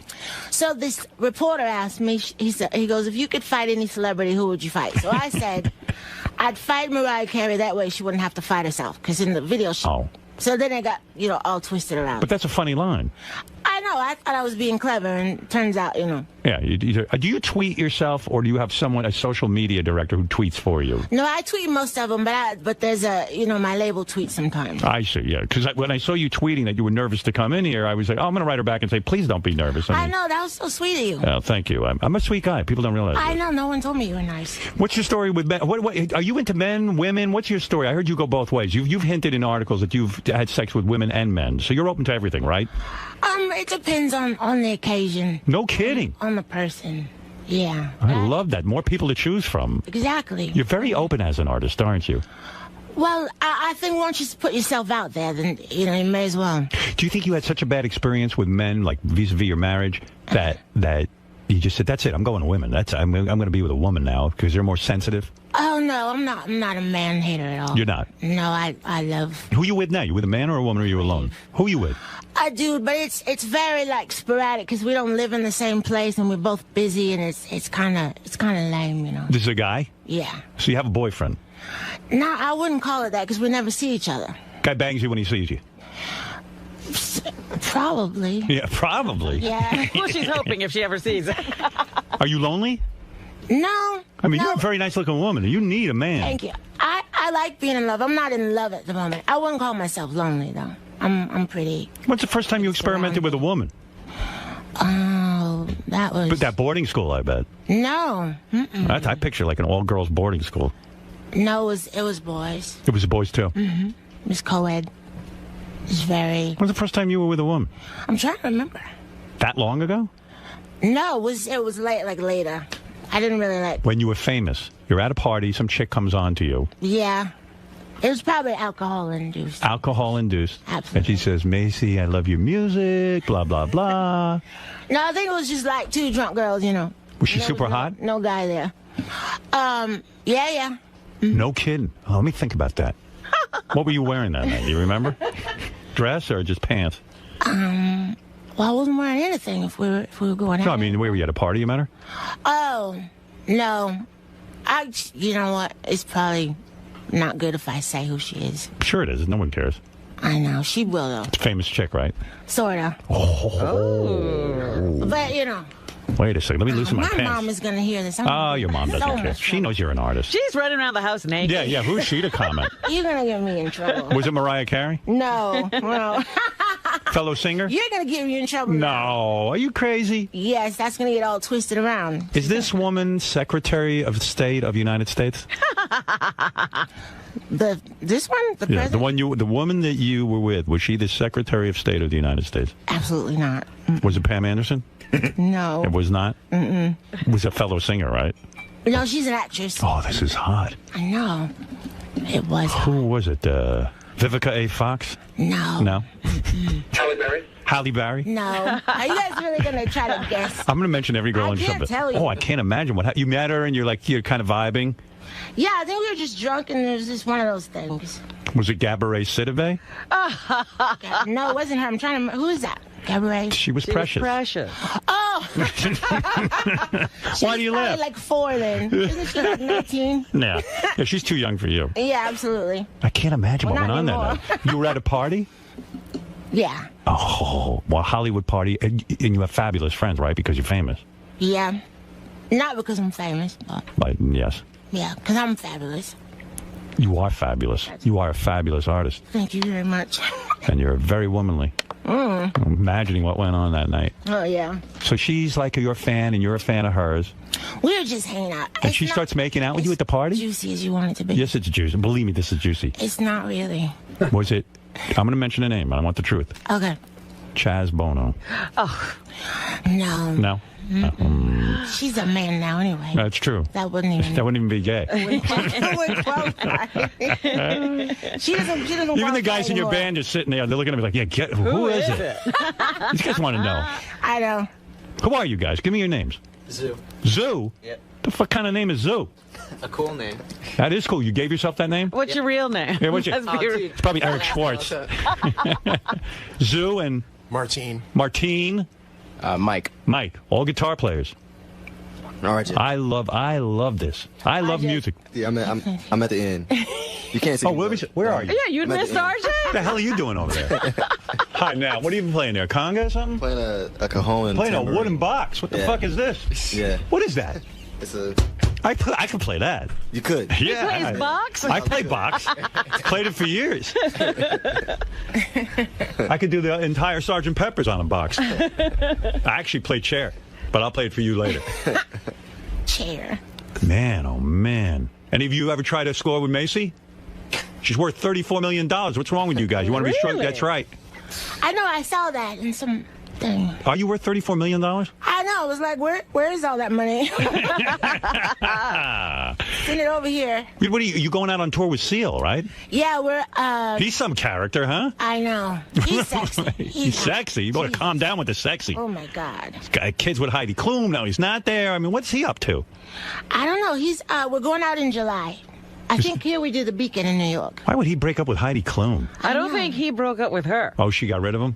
I think she was tired of something. I don't know. Yeah, I heard he's a pain in the ass. Really? What did you hear? I don't know. When I see him, he's always nice to me. He's nice? When you go on tour with a guy, you don't really actually get that close to him. He does his thing, you do your thing, and then you go your separate ways, right? It depends. So a couple tours I've been on and we all hang out. Then a couple tours are like, really separate. But not because of me. Any of these musicians ever come on to you? Are any of you guys interested in 𝗫𝗫𝗍? No, they're all attached. Oh, are they? Yeah, they're practically married. Boy, if I was in your band, I'd bang you. I 2 know, seconds. right? What's wrong with you guys? Something wrong with you guys, especially this guy in the box. Oh, I can't imagine who this person was at the party. But it must have been some party. Yeah, I bet you it was that 𝗏𝗏𝗏𝗏𝗏. 𝗏𝗏𝗏𝗏𝗏. Yeah, I'm telling you. No. I can see you two together. Not tequila. I don't think I could hook up with someone named Tequila. Was she a very attractive woman? Yeah. Yeah, she's gorgeous. No kidding. I know. Oh my God, this must be some story. And you only saw her that once, and that was it. No, we're buddies. You get together once in a while. No. It was a one-time thing? Yeah, it was a one-off. 𝗫𝗫𝗍, explain that to me. Why, if it was good, like why not get together and, pleasure each other once in a while? And let me watch. Well, I'll remember that next time. I'll call you up. Was she more famous than you or less famous? I don't know. I don't even know the scale of that anymore. Man, you are some chick. It's so all over the place. But if you said the name, we would recognize it. Yeah. Okay. Does she follow you on Twitter? I don't know. Because what I'm going to do is I'm going to look at all your followers, and then I'm going to narrow it down. Oh, I'm going to find out. Don't worry. I don't know if she follows. I got a full detail on you. I don't think she Twitters. She doesn't Twitter? I don't think so. Oh, she sounds hot. She's not a Twitter type. If she's only hot chicks don't Twitter, right? You know what I mean? Like all of a sudden they're like, hey, I don't have to Twitter. Yeah. I'm too hot to Twitter. Too hot. I like it. I know some really beautiful people that Twitter. I know. I'm just kidding. Beautiful. Is she in a TV show? No, she does movies mostly, but I think she's done a couple TVs. Yeah. You guys, I can't tell you. It's Angelina Jolie. No. Right, guys? Do you guys know? No. Why'd you choose these guys as musicians? How did you hook up with these guys? Oh, they're really great musicians. Really, I'm not just saying that because they're here. Oh, I bet they are. No, they're really awesome. You missed Letterman? This guy over here looks like he's going to throw a hatchet at me. What are you so unhappy about? You play guitar. It's fantastic. I know. Yeah. I know. So lucky. You're not kidding. Guitar for a living. What do you play? You play piano, right? Yeah, I play a little piano, a little guitar, and I play a little bit of drums. You took piano lessons as a kid, right? Yes. Yeah. And you hated it. Hated it, painful. Hey, but I learned about music, My piano teacher killed himself. Really? Yeah. Why? I was so grateful. I hated piano lessons. How long did you take them for? 5 years. And the guy hung himself. I was like, oh, Why thank did he you. wait? Why did he wait? Couldn't you have hung yourself the first month? He may torture me for 5 years. Nice guy and everything, but he hated me and I didn't like him because he hated me because I didn't practice. My mother used to hide in her bedroom, and she had to come down and pay. She'd say to me, I have to come downstairs and pay him, and it's terribly embarrassing. He tells me you don't practice. And then one day he didn't show up. I go, no piano lessons? She goes, yeah, he hung himself. I said, oh, that's terrible. Oh, my God. You know what I'm saying? You didn't go back? You didn't get another teacher? Hell no. No? That was my I out. wanted to follow that. Yeah. What, so another guy could hang himself? I was convinced it was because of me. Oh, that sucks. I think that whole hat thing you're doing. How old were you? Well, I was a kid. I don't know. Everything was a nightmare when I was a kid. I was the opposite of you. I was the one white kid in an all-black neighborhood. You were? Yeah. Yeah. Oh, yeah. What neighborhood? Roosevelt, Long Island. Look it up. Really? Yeah. So how was that for you? Oh, it was great. It was a real party. Everyone accepted me. Black people love me. You have no idea. Do you wish you had more of a black following? You know, I kind of, for a while, I had a really big black following when I had my Channel 9 television show. Yeah. And black people, I don't know whether they didn't have cable or whatever, but they watched that Channel 9 show, and everywhere I went, black people were like, they love me. So I think I do have a big black following. I think so. Yeah. Black people love me. Absolutely. Yeah, I mean, all people love me. Who doesn't? All right. So, the album of covers, you don't like cover versions, but then you said one day you were listening to somebody who did a cover album, and you said, you know what, I want to do that too. Screw it. Yeah, I was listening to Nina Simone. She did My Way by Frank Sinatra. And this song, this was the first song I heard off your album was Creep. Mm-hmm. And I love how you do it. Oh, thank you. Thank you. This is the band, all the music is these guys. Oh, really? Yeah. They did the arrangements. Yeah, they did everything. And you understand I'm a judge on America's Talent, so I can tell you if you're good. So, like, what are you going to be, the nice guy, the critical guy, I'm the guy that everyone agrees with. You know how you watch these shows and you go, wow, that guy's saying what I'm thinking? Yeah. That's me. That's you? Yeah, everybody agrees with me. My opinion's uncanny. Really? I'm very honest. So you're going to say exactly what you think? I'm going to say what I think, but not to be destructive, right? But to help the people. So what if they're terrible? What are you going to say? I'm going to say you're terrible. You're going to say you're terrible? Yeah, I'm going to say you were horrible. But that's destructive. Well, no, that's constructive because now they're going to go out and get a real job and really actually get on with their lives. Yeah, I'm doing he them a favor. actually instructed some people to get jobs other than what they were doing. There's one episode, my dad was in the audience. My dad used to yell at me. I brought the guy up on stage to yell at the guy. My dad lectured him. Because he was being dopey. Macy, he would, people would come out and do their act, and he would say, are you joking? That's what I said, but don't you think that helps? Seriously. I don't know. What's this guy's name again? Your guitar player? Martine? Martine. You are one scary motherfucker. Where did you grow up? Pennsylvania. Pennsylvania. What happened to you? Oh, you're tired. I understand. Believe me. Early. We're all tired. All right. The new album, by the way, 𝗦𝗵cie 𝘄𝗿's new album, Covered, is in stores now. I'm excited for it because I think it's a wonderful album. I enjoy it. I've listened to it many times. 𝗦𝗵cie. No. Anna Paquin? Anna who? Anna Paquin from True Blood? Was that the girl? No. Now you're getting to all the bisexual actresses, you know. Wanda Sykes? No, it wasn't Wanda. Too bad. It was a while ago. We're going way back here. Full make-out and everything. Naked. Well, it was like, one of those things. Like I said, I had been drinking. You pleasured her and she pleasured you? I don't even remember. Oh, you remember every detail. All right. You know what's weird? I heard a story about you. You talk about the song I Try, which was a huge hit for you. Huge. You were living, I guess, with a guy who was your husband, and when you wrote that song, you walked in, this is what I heard. You walked in to play it for them. You were excited. You wrote a song. Yeah. And he was watching, like, football on TV or basketball or something. He's watching the Knicks. The Knicks. Yeah. And you walk and go, hey, I wrote this great song. You start playing for him. He's like, yeah, good. Because he wants to hear the game. Yeah, it was a playoff. And you were annoying him with the song. What are you going to do? And that really affected you, right? Like that, you were like, oh, I guess it's not a very good song. It didn't do anything for him, right? Yeah, that's why when my label was really excited about it, I thought, oh no, that song is not that good. Huh? Yeah, I was really shocked when it became popular. Yeah, isn't it amazing when that like most artists can't recognize what's the commercial song? Yeah. You don't know. Never, I never know. I'm not the one to pick. You probably think there were better songs that you've written that should have been a bigger hit. Totally. Yeah. Absolutely. And then when you write a song like I Try, suddenly you're in a quandary because you're like, well, I don't know what it was about that song that made everyone respond to it. No, I still don't, because I always thought it was like the chorus was too wordy, you know. Like most hooks are like 2-3 words. And it was just so... Something's in my ear. What's in your ear? Yeah, there's a sound. Something. Commercial?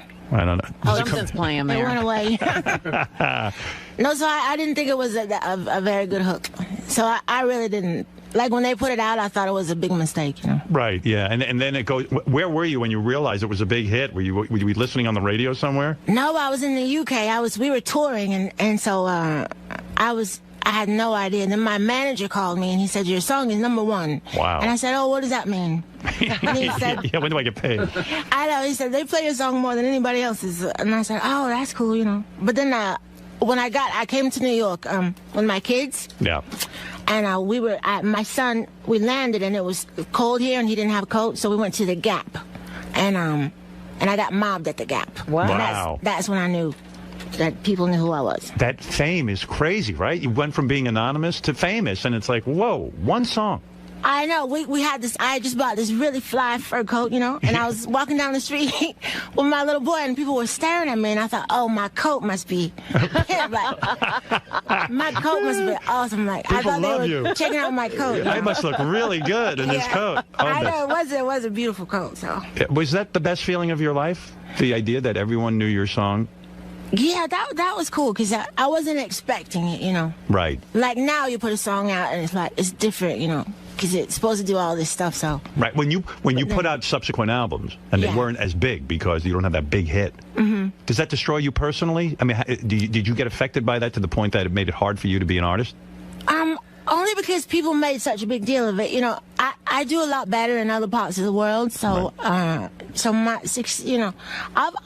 think my career's been great, but, you know, people get all tripped out about when you know, everything is about what you've done lately out here. Right. You know? Well, yeah, and so, I imagine the record companies say, come on, you got to write another hit.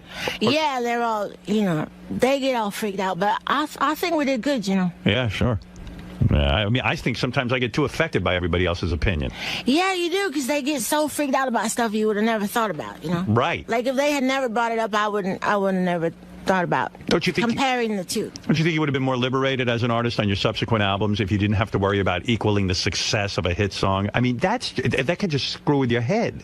Yeah, because once you get in, the pressure is to do another hit, you know. But when you do it the first time, you know, you're so excited, you know, that you finally can buy a car, you know. You don't even care about all that other stuff. Well, what people don't know about you is here you had kids, you had broken up with your husband, you didn't, before you had a hit song, you had to move back in with your parents. Oh, yeah. Well, that was after... See, my husband and I separated when I was pregnant the third time. Right. I was 7 months pregnant when we broke up. That's got to be a great feeling. See ya. I know. Bye. Yeah, be there for the delivery? He sent me home. He's like, you need to go back to your mom's house. And so you went to your mom's house. That had to be the humiliation of humiliations, because your mom's a teacher, and she's probably very critical of you. And all of a sudden, you're moving back in pregnant. Yeah. And you probably felt like a complete failure, I would imagine.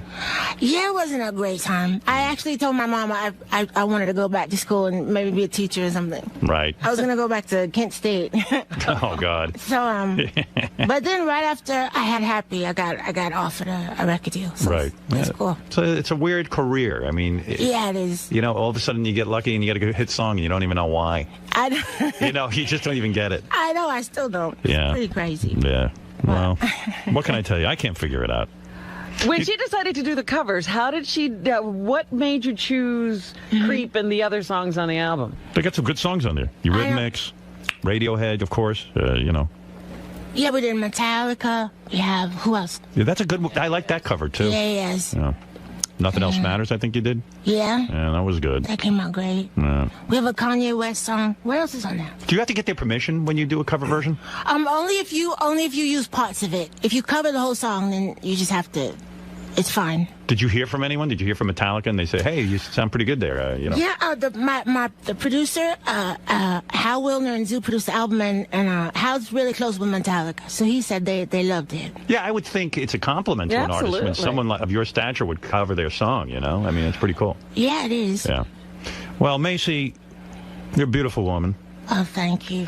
You're a beautiful man. You don't have to say that. I think so. I know what I look like. But someday you're going to come in here and reveal that name to me. Okay. And you're going to tell me every filthy detail of what went on. All right. And you're going to reveal to me that that woman was, and I figured it out now. Who is it? 𝗦𝗵cie𝘄𝗿𝗍. Oh, my goodness. Right, Robin? No. You're Yeah. going to get me in trouble. I'm telling you. It wasn't 𝗦𝗵cie𝘄𝗿𝗍. Anyway, so 𝗦𝗵cie Gray's new album. She's excited, and you should be excited. Yeah. Yeah, it's good. It's awesome. When her band looks half asleep. They want to go back to bed. Yeah, that's it. 𝗦𝗵cie Gray's new album, Covered, is in stores now. Big tour. With Seal. With Seal. Seal. Oh, I'd like to see what's going on there. What the hell's that guy out He's going? beautiful. He's beautiful, all right. Good Lord. Don't you think America was fascinated with Seal and Heidi Klum because she's like this white supermodel and Seal's this dark-skinned black man? All of a sudden, they couldn't get enough pictures of that couple. Don't you think that? Because they were mixed? I don't know. Yes. I think that's still like a big deal in this country. But they take pictures of every couple. Every time somebody hooks up, they go crazy. No, they don't. Not always. They don't? I mean, Seal? I don't know if it's because of race, though. Do you think? I think everything is race. Everything probably is race. Will you make a play for Seal at all? Will you try to come on to him one night when you're drunk and, you know, hanging out with him? Probably. You probably will. He's really gorgeous. You would make love to him. If Seal comes into the dressing room, he says, look, he goes, look, we've been touring together. I've got a heavy load here. Heidi Klum is no longer with me. Wait, what's a heavy load? You know it. Honey, you know. I don't have to. Heavy load on what You've been level? around. Which heavy load? The heavy load. And he says, listen, I got a thing for you. Mm-hmm. I want to take you to my bed. You would go, right? Yeah, with my luck, I'll be on my monthly or something. Wrong time, Seal. That doesn't slow Seal down. Okay. Trust me. Seal will give it to you no matter what's going on. Oh, I'm on my monthly. That's all right, darling. We'll just put a towel down on this bed. No one needs to know. But good for you and Seal. You're a powerful couple. And see this beautiful woman around the country. If you want tour dates and information, go to 𝗦𝗵cie𝘄𝗿𝗍.com. And this wonderful band she's put together as well. These are the Sex Fiends. The Sex Fiends. 𝗦𝗵cie Gray and the Sex Fiends. Sex Fiends. And I will consider to Twitter with you. I will. Yeah, that's Twitter. We'll Twitter. And I wish you the best. I wish you the best. Yes, and I'm going to take a break. I'm going to watch America's Got Talent. Yeah, you got to watch it. You'll see. I'm the judge you'll agree with. You'll be like, wow, Howard's saying what I think. So it's you. Who else? Sharon Osbourne. I don't remember the other two. Come on. All Sharon right, Osbourne. Sharon Osbourne, the one married to Ozzy. Right. And Howie Mandel, the comedian. Oh, he's still in there. He's still in there. I'm keeping him in for now. Yeah. And you. And me. And Nick Hannon is the host. Right. Do you guys all get along? Yeah, we get along well, as long as they listen to me. Exactly. There was one point in the judging, I just turned to them, and we had to now narrow it down to 48 people, and I said, you know, they were arguing with me, and I said, honestly, you guys have nice careers, but I am way bigger than both of you. and how could, I think I know a little more than you, so let's just end this fucking argument. You know. What'd they say? I want to know what Sharon said to that. You know what she said? She laughed. She could care less. She doesn't take me seriously at all. Would you ever go on one of those shows, audition for like American Idol or The Voice or anything like that, if you were trying to get your career going now? I don't know. Probably. I mean, when I was like doing my thing, I did everything. Yeah. Yeah. We played for 2 people once. I would do anything. I wouldn't even care. Where do you go to play for 2 people? Where were we? We were at some place in Santa Monica. Yeah. Some little dive. Little dive, and it's like you show up to play, and there's 2 people in the audience, and you just said, just okay, go on. None of my friends could get out that far. We didn't really have cars. You know, 𝗦𝗵cie, in a way. I think it was the bartender and the. You know, 𝗦𝗵cie, in a way, girlfriend. those are the stories that define you, in a sense. You know, it's like some of these shows that like even America's Got Talent. Some of them I've said, you know, you need to go out and get more experience. You need to go play in front of 2 people and see what that's like. Yeah. It does, you know, they talk about the Beatles in Hamburg, Germany, practicing night after night. They weren't the Beatles until they got all that practice in, you know? Yeah. You need some of that. Seasoning. Yeah, plus it's inspiring, gives you things to write about, you know. At the time, you think it's shit, but it really toughens is. you up. It does, right? Mm-hmm. You're a tough broad. I'm a tough broad. Yeah, but you could be sensitive in bed. Mm-hmm. Like the night with that very famous actress. Oh, my God. You're going to get me sued or beat up. Sued? Or something. Nothing. You can't sue someone over love, my dear. Yes, you can. That happens all the time. You've been sued over love? All right, listen. I could talk to you all day. Me too. But Let's keep talking. Keep going. Make it a marathon. 𝗦𝗫cie 𝗲, everyone. Get the album covered, and we'll be back right after these words. Thank you, 𝗦𝗫cie. 𝗦𝗫cie. Yes. Can I talk to you for a second? Again? Yeah. Keep bothering me. So what do you think of Howard now that you got to sit down with him? And Oh, I've always admired him a lot. He's really smart and he's funny and he has great hair. And he's tall. He's everything a man should be. So you've done a bunch of interviews being a musician throughout the years. How does he differ from everyone else that's interviewed you? The cool thing about Howard is he can ask anything he wants, you know. He doesn't have to be like correct or anything so I feel like he always asks people the questions, you know, that people really want to know. That's why he's so famous. 'Cause, you know, he asks you things that no one else is going to ask you. So people tune in to hear that kind of stuff. You know what I mean? A true original. Absolutely. He is very original. Did you feel nervous at all prior to the interview, or did he make you feel comfortable in that? Before I was, because I hear like the way he goes at people sometimes, and I didn't know if I could handle that, you know. But he was really good to me. You mentioned to me you weren't sure if you were ready for all the sex questions and all that stuff, but it seemed like he provoked those in a very humorous way. It didn't seem like you were offended or anything. No, it was good. He made me really comfortable. I was fine. It was nice meeting you, 𝗦𝗫cie. Thanks for coming down. Good luck with your new album. Thank you. Okay.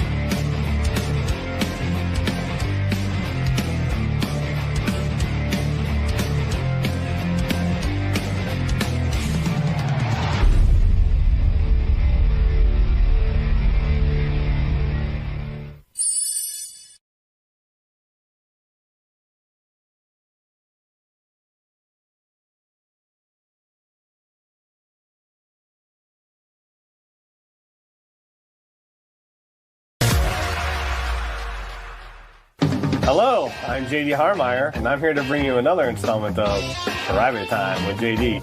You might recognize this month's Miss Howard TV from a recent behind-the-scenes show episode, or from when she was interviewed by Howard Stern.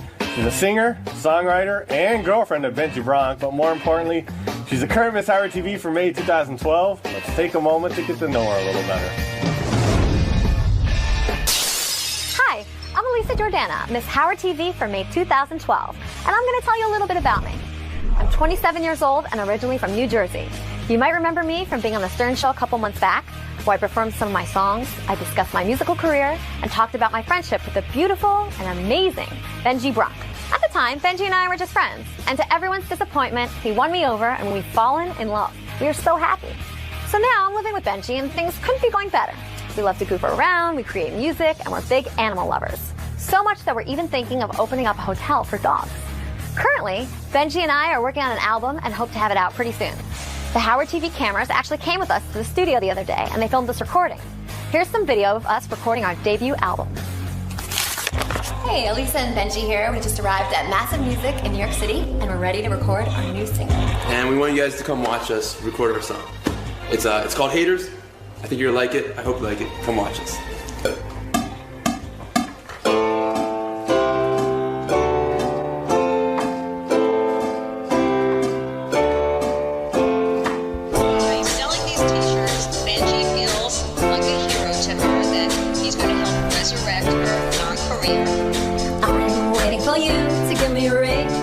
Nothing would be better and I need a guarantee that this won't be a fling. I'm gonna need forever and I can't believe I got into this thing. I wasn't even looking for love, I wanted to date you casually, casually. You say you know what love is, you say you wanna be famous. You say you had a song for me to sing, you know I'm gonna sing it. But we're gonna have haters, they're the ones that are gonna make us. So let's start a celebration, cause we know what love is. We know what love is. We know what love is. We know what love is. Haters gonna be the ones to make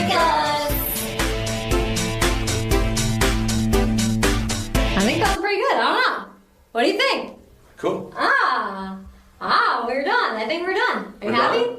Yeah, I bet. That's the wrap. I'm supposed to say that's a wrap. That's a wrap.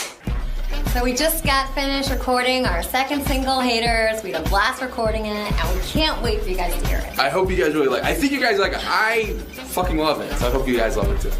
Thanks. As you can tell, we had so much fun recording, and I'm looking forward to finishing the album. It's really coming together well, and Benji sounds awesome. All right, that's enough about me, but if you'd like to know more, you can follow me on Twitter at @𝗦𝗁𝗲𝗏. Wow, sounds like she has a bright future ahead of her. Ladies and gentlemen, I would like to introduce to you Miss Howard TV for May 2012, 𝗦𝗫𝗄𝗿𝗏. Hello, Elisa. Hi. How are you? Good. You look so scared. It's okay. I'm not scared. I'm very happy. I'm happy to be Miss Howard TV. You look a little frightened. It's all right. It's okay. Is there something I should be frightened about here? No, it's just the usual Miss Howard TV look I get. They're always frightened of me. Really? Yes. All right. I guess if you're ready for my questions, I will give them to you. I always like to start off with politics. First question is, do you think the Buffett rule is a good policy, or is Obama just playing politics? I didn't know there was going to be a question like this. I love Obama no matter what he does. Okay. And so any policy that he has, I'm definitely for. So you're in full support of the Buffett rule? I'm very supportive. Yeah. All right. Yeah. She supports the Buffett rule. What is your favorite movie of all time? I would like to say Muppets Take Manhattan. Muppets Take Manhattan. I love Kermit the Frog. I see. Anything he's in, I'll watch. Is there any music in that one? Yeah. Oh, okay. Yeah. All right. Music. Well, Muppets Take Manhattan. I watch that one. Next question. If you were a crayon, what color would you be? I think I'd be pink. I love pink. My favorite color. All right. There's no thinking. Do you write these questions? These are questions? I write them down on the card. Oh, I'm just wondering if you think of them. Sometimes I do. They're good. Trust me, the more dirtier ones are the ones that I think of. Next question. Who is your biggest life inspiration? Let's see. My biggest life inspiration. I would say it's Benji. He inspires me every day. Okay. All right, hold on. No, all right, before Benji. No, Who's your biggest before life? Benji. Yeah. Obviously, Benji is your life inspiration now and forever. Oh, like before like I met Benji? Yeah, like BCBB, before Benji. Okay, before, okay. That's a good way to put it. My life inspiration. God, maybe Madonna. Yeah, I love Madonna. Alrighty. Next question. What? Would you rather lose your hair or your teeth? Let's see. Oh, God. I think my hair. Yeah, because you can always get like fake hair. Yeah, you can always get fake teeth too. That's true, but that would be like kind of painful. Like hair, you just put a wig on. Kind of easier. You're a musician. Who, in your opinion, who is the worst popular musician out there today? The worst one? Yes. Huh. Oh my God. Yeah, I wouldn't want to say that about anybody because I wouldn't want anybody to say that about me. Come on. I really wouldn't. Let's see, a musician. Someone. Let's gotta be somebody that pisses me off. God. You know what? If somebody's like famous, they can't be that bad. If they get to the top 10 and you know who they are. I'm not a Justin Bieber fan. Okay, I don't think he's bad. You think he's bad? You think his songs are bad? You don't like singing them?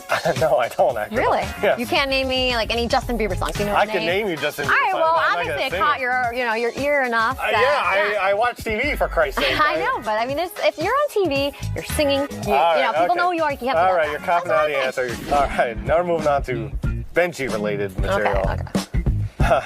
First Benji-related question. How old is Benji? 35. 35. What? Did he tell you he was 35? No, he's just 35. How do you know he's 35? Because I just know. How do you know? It's known. Everybody knows it. You could Google it. You could see. Okay. No, other places say he's in his 40s. No, he's not. Why would you think that? Okay. What are you talking about? All right. I hate that, like false rumors. That could be a false rumor. He's 35. If you had to describe Benji to someone, what celebrity would you say Benji looks like? He's like a mix between like Bradley Cooper and actually Brad Pitt. Yeah, Brad Pitt because of his eyes. Let's see. Yeah, he's like a combination. Yeah, a little bit like James Franco, like Ben Affleck. Also, every time like I used to look at him and think like Ben Affleck. Okay. There's a couple pictures where he looks like Jake Gyllenhaal. Yeah. All right. There's so much bullshit in that answer. What do you? How okay, so? Whatever you say. How so? Okay. What? Okay, if you morph all those people together, then maybe you'll get Benji. Yeah, exactly. Okay, all right. That's what I'm saying. So if it's just Brad, okay. No, not like Bradley Cooper like by himself. Like But I'm saying like Bradley Cooper's eyes, Brad Pitt's body, like all, you know, you just put the parts together and you get Benji. Brad Pitt's body? Yeah. Okay. Who is the least attractive person on the staff? On the Howard why Stern could Show you staff? ask me that? Why would I do that? I This is could private never time do with that. JD, and I asked what I You want. ask everybody this question? No, but I ask you that question. My first answer was not a nice answer. I don't want to give it. Just No, give it. No, I don't want to do We it. want I will honesty. not do it. This is private time with JD. We get honesty here. Well, my first instinct was to say like the person that says something bad about me, but you know what? I'm gonna take the high road and not say that about that person. But that was the person I was thinking of first. But I don't even believe that. So, Lisa G, we'll put up. I mean, that's what I was gonna say, but I changed my mind and I will not say that. Okay. Well, I don't actually believe that. What is the most disgusting thing Benji has done in front of you? Disgusting thing Benji's done. I mean, it really disgusts me that he won't take any clothes off. That's disgusting to me. That really disgusts me. It's upsetting because, like, you know, he expects me to be like nude, you know, and then he has like all these layers of clothing on. It's annoying and disgusting. All right. I think our levels of disgusting vary, but that's, you know, whatever. You wouldn't be disgusted by that? I am not disgusted with Benji with his clothes on. Really? I'm more disgusted with them off. But so you've seen them off? You've seen them off? Who hasn't? I haven't. He was sitting in a room naked, for Christ's sake. What room? We did a Wheel of Benji once. He was naked. I gotta Google that. Yeah, Okay. whatever. What is the most romantic thing Benji has done? Well, I would say that press conference that he, you know, took over and he said my name and he was so nice and tried to promote my music. And then he, on Valentine's Day, we had a really nice day and we were like walking around the city and just like, no, it was just very cute. And then he carried this couch that he found like all the way home, like 20 blocks. And he carried it up the stairs for me. And it was so sweet. It was like a little gift. I loved it. I wouldn't say couch is a little gift. No, it was a big gift. It was really nice. Yes, Yeah, very yeah. Nice, very romantic. That's nice, yeah. He's done a million things for me, though. Like, he's just so nice to me all the time. I could name a million things. All right. Yeah. What is one thing about Benji that you don't like? There's nothing like the not taking off clothes thing is annoying. But besides that, I don't like. He's not perfect. He's pretty much perfect. Not perfect. He's perfect. All right. I mean, he's perfect, but I'm sure there's things that he does that I don't like. Like when he yells at me, I don't want to like it. Wow. And, you know, I mean, just when he has a problem with me, that I'm upset with that. But besides that, he's pretty much perfect. What is this ring, by the way, on your... Well, I bought this for myself because I thought it was like kind of like a law of attraction thing. And it was a promise, kind of like a promise ring, but I bought it and I'm hoping that it'll turn into an actual engagement ring. So this is a promise ring and hopes he'll promise to make you a wife. Yeah, I see. a wife. All right. If you could be a popular, successful, and rich musician, but had to dump Benji. Oh, no What'd you way. do? That'd be crazy. How could I do that? Okay. How would I ever do that? I would never do that. Like, you know what? That's not, life is about love, you know? It's not about that at all. Now we're getting to the dirty stuff, the good stuff. What is your favorite sexual position? Like all positions. It's not like a position, but I like doing like public places. I like that. Is that a position or not? Like that's the position I take on it. Where Yeah. are some various public? Yeah. Well, nowhere yet. Oh, well, I did on like a On the train, train. but like I'm looking for like other, like I'm gonna scout like other locations. Oh, you're just gonna scout. Yeah, because it's like fun. You know, it's more surprising because I feel like like a bed, it's so boring. You know, you just know it's gonna happen there. But if you're, I'll take sex anywhere for Christ's sake. you don't take it anywhere. Yeah. It's more fun if it's like, you know, wouldn't you be surprised if you're walking home from work today and it happens? Well, yes, I would, as a matter of fact. Yeah, so that's more Well, fun. it depends on who it is. No, it could be anybody. On the way home Yeah, from I work, know. if that happened to you. Trust me, I ride the train. I know it could be anybody. All right. Are you into girls? Not really. I don't want to cheat on Benji with anybody. Girls, boys, anything. Nothing. But have you had I like everybody. lesbian experiences in the past? None worth mentioning. I think you already talked about this. You are into anal sex. No, I said, I didn't say I'm into anal sex. I said that, Benji, I want to try different things. It's fun to experiment with whatever, you know, whatever it may be. That. But, you know, I'm into, you know, making him happy, however that is. If it was that, I would do that. But he doesn't like that, so I don't ask. All right. Do you like to give head or only do it because you know a guy likes it? Well, I mean, come on. I mean, would I choose that over, like, you know, there's a lot of other activities I'd prefer to do, Yeah. you know, like, would that be first on my list? No, you know, blow job, you know, job. I mean, it just, it's It's not that fun, you know. I mean, I guess you really do it. I feel like women do it to make the guy happy. Oh. I really do. But there's happiness in that. It's fun for that reason. Some girls get really into it. They like it because of that. Believe me. Do you think if a guy wasn't attached, giving her constant positive feedback, that she would do it to, like, you know, somebody would just do it right there, you know, just to, like, some, like, object? No, it's not fun doing that. Just, like, you know, the movement and having to open your mouth. And there's so many things, there's so many uncomfortable parts to it. Nobody would choose that. I'm just glad we got you to do that movement, by the way. I can't even do the movement, but you did it fine. It's not called the job for nothing. Let me just put it that way. Okay, but I'll do it for somebody I love. Last question. That was the second to last question? Yes. I don't want to leave on that. You might want the last question. Finally, the last question. Okay. What? Where do you like Benji to finish? What? Finish what? You know, you like him to come. Come? Yes. Oh my God. Let's go. This is different than the Miss America question. Yeah, no shit. I thought it was going to be the same. No. Wait, you out of your mind? Yes. It's like, okay, come. Can you have another last question? No, that's the last question. Are you sure? Where's the other card? There's no other card. There's a blank. The bullshit card. What about that? No, well, that's a whole other issue. Oh, God. Or name a fucking place. Okay. Right there. I'm just kidding. Not right there. Anywhere. My body is Benji's playground. He can go wherever he wants. Okay. All right. Well. Oh my God. Well, I don't even. All right. On that note, our private time together is over. Disgusting. Yes, a little bit. I'd like to thank you, Elisa, for joining me, and I'll see you next month.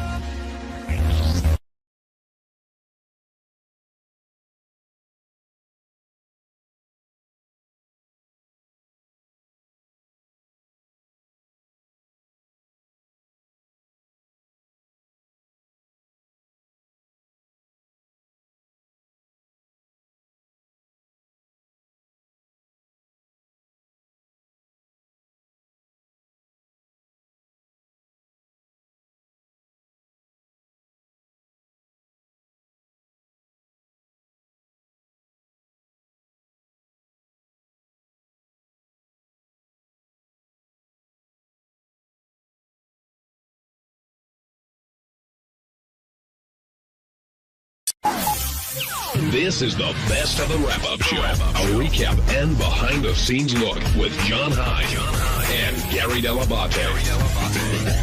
The best of the wrap-up show begins now.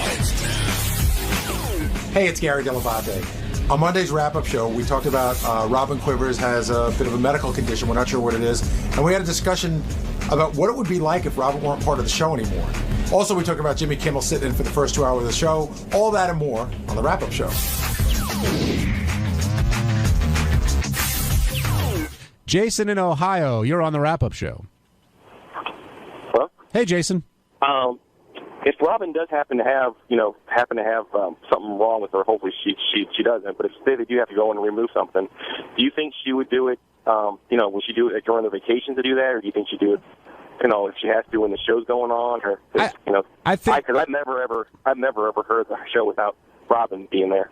I think if it's life-threatening, she would go under the knife tomorrow, and Howard would make do.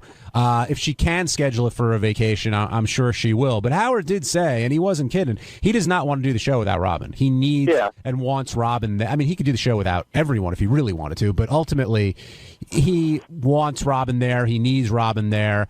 And it's funny because if you had heard Howard say, oh, you think it's cancer? I'll give you odds. You'd think he just doesn't care. And it's a really cold, unfeeling thing. But that's just the way the show works. And they did speak about it over the phone over the weekend. And hopefully it ends up being something minor, and it'll just be a funny story for Robin to tell. Laura in Palm Beach, you're on the wrap-up show. Oh, John? Hi, Laura. Hey, how are you? I just wanted to talk about Robin and how it is unbelievable that she showed up for work today.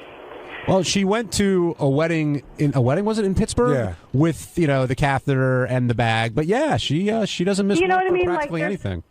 There's so many. I won't say like of you, but people at the show that have called in and said, oh, I don't feel good. Who are you referring to?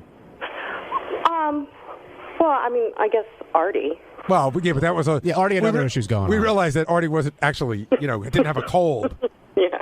So I know what you're saying, but I do think it's really amazing. I just wanted to tell you that. It is cool. I think a lot of us fall into that Robin's sort of way more than not. You know. Really? Yeah, like somebody said, well, you know, Gary, if you had a colostomy bag, would you come to work? I'm like, well, yeah, because I'm going to have it now and I'm going to have it in a year. I can't not work, so you might as well just come and start. I'm not so physically amazed by it. I mean, it's impressive, but it's like psychologically got to be tough that she doesn't know what's going on right now, and it could be something really scary. But I think for all of it, listen, I can't speak for her, but I can speak for me. Being at the show is one of the things that takes your mind off of that other stuff. You know, I would if she were sitting around wondering, oh, I wonder what's going on. The worst thing would be to not be here sitting in bed wondering what's going on. That's the worst thing you could do. You sounded a little out of it, Gary, with that interview that Lieberman did. Hey, I got to point something out, by the way, because I saw a lot of people on Twitter commented about this, and Jason, when I got back to the office, was really mad. I said it was okay for Lieberman to come, and I said it was okay for him to interview me. People think like he snuck in. You thought Lieberman ambushed you? Exactly. No, it was all cool. I mean, I said, yeah, come and get me. But, yeah, I was totally high. How scary was it that you didn't remember having that conversation? It was very scary because I've never been one of those people who gets so drunk and goes, oh, I blacked out, man. You know, I remember everything, and I really did not know. I woke up, and the first thing I saw was the nurse, and I said, what time is it? She said, that's the fourth time you've asked me that question. And I said, sorry. And then Mary said, you know, what about the thing you just did with John Lieberman? I said, what are you talking about? She said, he just interviewed you. And I'm like, no, he didn't. And even when we got home, like the whole day went through and the whole weekend, and I just didn't remember it. Till, you know, he sent it to me and I heard it. You should have heard it at the end. They're like, who's this? And they point to me. I'm like, that's the gardener. Now, you don't remember that at all? No. Do you have any idea why you referred to her as a gardener? Yeah, I listened to it again. It was probably me cracking a joke. Before we left that morning, Mary was working on it. We built a garden. Oh, okay. And we had it built, and we had a fence put around it. And so she said, I'm going to plant today. Is it too early? I mean, for me to think Mary was my gardener would mean I'd have to have a gardener, and I don't. JD, I was commenting earlier on your laughter when those clips of Gary were played after his colonoscopy. I don't think I've ever heard you laugh that hard. Oh, I mean, I've laughed hard before, but yes, it's just someone sounding out of it, and it was funny. Well, yeah, I laughed. Just struck your funny bone? Is that what you brought me down here for? Because I laughed at Gary? That was one thing. Sounding groggy? No, that was one thing I brought you down for. Oh, okay. What are the others? Well, you're probably the biggest Kimmel fan here, and that's why I wanted you down here. All right. He's a funny guy. I don't know if that's true. I think he is. I think so? Yeah, I do. I was going to ask you, though, about your relationship with Jimmy, because you guys, I mean, I know you're a huge fan of his, but you sort of had a little bit of a rocky road. Yeah, we got over that. We hung at Howard's house last summer. I think Jimmy's really funny. I get jealous sometimes when I see the bits he's able to pull off as far as the talent that he gets. It bums me out because I wish we were in L.A. because, I love what he's doing. I love watching that stuff. I love, I'm fucking Matt Damon, et cetera, et cetera. I think he's the best of the late night guys. It surprised me when I started thinking about it. I think he's the best. He's the best one. And I'm talking about Letterman and Conan and all the other guys. He's got an edge to him. Like, I love watching Letterman. I do. I'd say Letterman's like the go-to guy for me. But Jimmy's got an edge that Letterman's just gone in a different direction. You mature, you do things a different way. And I like Jimmy Show. I just don't get to see it enough. What's great about Jimmy when he comes in is that he always comes in prepared because he's a huge fan of the show. And when Howard asked him about chumming up with Oprah, Jimmy immediately turned around and said, so you're in a conversation with Kathy Lee. And everyone was like, whoa, where did that come from? Did you know that Howard had talked to Kathy Lee? I did. I don't know. It was a period of time in our lives, and he didn't goof on her for no good reason. He goofed on her because of the way she put herself out there. So he's matured and he's past that now, and it was just a different time and place. But I don't know. I used to enjoy it when he did. But the feud with Kathy Lee wasn't like some feuds where it was like, wasn't it all? It was always just like she didn't do a thing. She did not do a thing to us in any way to rankle us. It's not like Chevy Chase went on the Larry King show and talked shit behind Howard's back. She didn't do anything except live. So I understand. Like Jimmy goes, oh, I see. So you're willing to forgive people who haven't done anything to bother you. And Howard said, yeah, it's the ones who do stuff to bother me that I'm never going to forgive. Or hardly ever. But see, again, like Howard and Robin thought that we were mean to Soupy Sales, and Howard apologized and made out with him before he passed away. But I felt, and Fred's more with me on this one, Soupy was sort of not that nice to us. It wasn't that we were picking on a guy for no reason. But Howard's like, I was out of my mind because I wanted to own everything, et cetera, et cetera. But, he could have been a little nicer, too. But, hey, it's not my relationship. What did you think about James Kimmel buying that stuff for Eric the Midget off of his wish list? Well, I understand that Jimmy's a big fan, and I understand that he wants to help out a fan of the, somebody from the show. But it's, it gives Eric the idea that you just stick your hand out and shit drops in it. Why are you shaking your head, JD? The guy, he's helping Eric do. It's just not. I don't like it. What? Like Eric would say, I don't want to be your charity case. Exactly. But give me your charity. Yeah. He doesn't want to hear from anyone else. But if Jimmy Kimmel does, then it's okay. Do you have a problem if like a rich kid gets like a car from their parents or something like that? No, because that's between them. Well, isn't this between them too? Isn't this a well-off guy helping someone out? No, but the difference is Eric is using our show as a conduit to get the stuff from people. If he just called Jimmy Kimmel and he's never on the show, then that's between the two of them. When he brings us into it, goes on the show and says, I made a wish list, people. Everybody who listens to the show, give me stuff. Then you're using us. How do you think Howard and Jimmy's relationship has changed over the years? I mean, he came in at 6, he sat right down, he blends in perfectly. Yeah. And I know he sort of transitioned from initially like a fan to a guest and now really to a close friend. Well, I think that's what makes it good. He's really comfortable sitting there. I think there might have been a period of time, and I can't speak for Jimmy, where maybe he was a little nervous sitting there because he's such a big fan. Like, oh my God, I can't believe I get to do this. But they've done enough times and they've hung out enough times that it's just really comfortable for him. Howard was saying, we had such a busy day, we didn't get to anything. And I said to him, I thought that Jimmy would just come in and he'd rap to him a little bit, and then we'd do what we do, and Jimmy would sort of do it with you. But what we ended up doing was talking to Jimmy for almost 2 hours. Well, Jimmy, I mean, did the correspondence dinner? Yeah, no, he had a lot to talk about. Yeah. I'm not upset about it, but we didn't get to anything because there was plenty to talk to Jimmy about. And when he left, we could have continued. JD, are you concerned about Robin with what you revealed today? I mean, yeah, it doesn't sound good. I mean, if you have to have a bag on you, a catheter for Christ's sake, I mean, Jesus. Gary, I really respect you for going in there and asking about the Western medicine question. I'll be very honest. DePace put that in my ear, but it was a legitimate question. Like, I don't want you going to fucking Eastern medicine. I just watched Man on the Moon. Andy Kaufman. Yeah, and I'm watching Andy Kaufman down in like the fucking Philippines with rocks on his head when he's dying of cancer, and I'm like, don't do that. Go get real help. Troy in Florida, you're on the wrap-up show. Hey, how you doing? Good, Troy. Robin said that she was sick today. I just want to know what you guys thought. Do you think Howard could even have this show without Robin Quivers next to him? Do you think he could pull it off? I mean, she's been with him for 30-plus years. I've always said that the only person that this show can't live without is Howard Stern. Having said that, I mean, in other words, if something were to happen to Robin, God forbid, the show would not cease to be. However, it would be a dramatically different show, and I don't know how we would ever recover or rebound from something like that. I don't know how. I mean, we'd figure it out just like you do. Listen, you lose the person, people lose a loved one in life and they think you can't go on, and then a day goes by and another day goes by and you figure it out. But the idea of doing the show without Robin to me is unimaginable.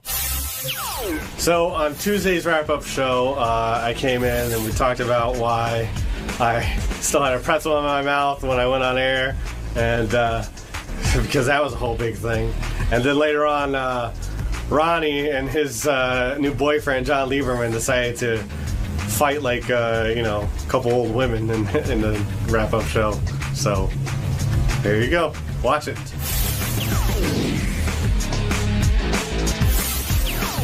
J.D. Harmeyer has stopped by. Pretzel in your mouth? Pouch boy. Pretzel in your mouth? No, that's Sal. Why didn't you just chew the pretzel and swallow it while Howard was talking when you were in Because there? I didn't have a thing of water with me and I didn't want to start choking on the air. It's a small pretzel. You could just... I know, but listen, it was big enough where pretzels are very dry food and they could cause issue in your mouth. Why are pretzels funny? I don't know. What do you mean? Because you're talking about pretzels, but you're laughing. Yeah, because I'm looking at John and he's laughing at me. I'm not laughing at you. You're I'm trying to understand why you would go in with a pretzel in your mouth. Well, that was a split-second decision that I should have did the opposite of what I did, which I should just spit it out, but I didn't think I'd be in and out on the air. I didn't know I was going to cause a whole thing. Based on what's happened previously, did you think Howard thought you weren't watching America's Got Talent or only watching because you had to versus like being supportive? I don't know. I don't even know if he's really thought about it. Do you feel you've been supportive enough? I sure. I suppose. I don't know. I mean, he has a lot of support around him. But we're talking about you personally. Yeah, do you I know. feel you've been like doing the right thing? And what is doing the right thing, Benji? Did you watch the show last night? I did watch the show last night. The whole thing? Yes. Nothing but of course. It's not only am I a fan, it was my duty as a worker here. It was my job. So you were a fan of AGT before Howard got on? No. No, a fan of Howard's. And how are the reviews so far? So far, I haven't really seen anything negative, hardly at all. So they're all pretty positive. Everyone thinks liked Howard on the show. Now, since you watched it in such great detail, I'm sure you didn't miss Ronnie and Tony on the show. What were your thoughts on their appearances? Well, I did when the elevator scene came up. You see Tony's right there. Tony, the hairdresser, Howard's hairdresser, and in some shots you see Ronnie standing around. Yeah, how do you think Ronnie came off there? Non-verbally, of course. How did Ronnie come off? Yeah. He didn't really come off as anything. He wasn't on the TV that long. Ronnie, you must have got a kick out of seeing yourself. Did you know you were going to be part of the show? Of course. What the hell kind of microphone is this?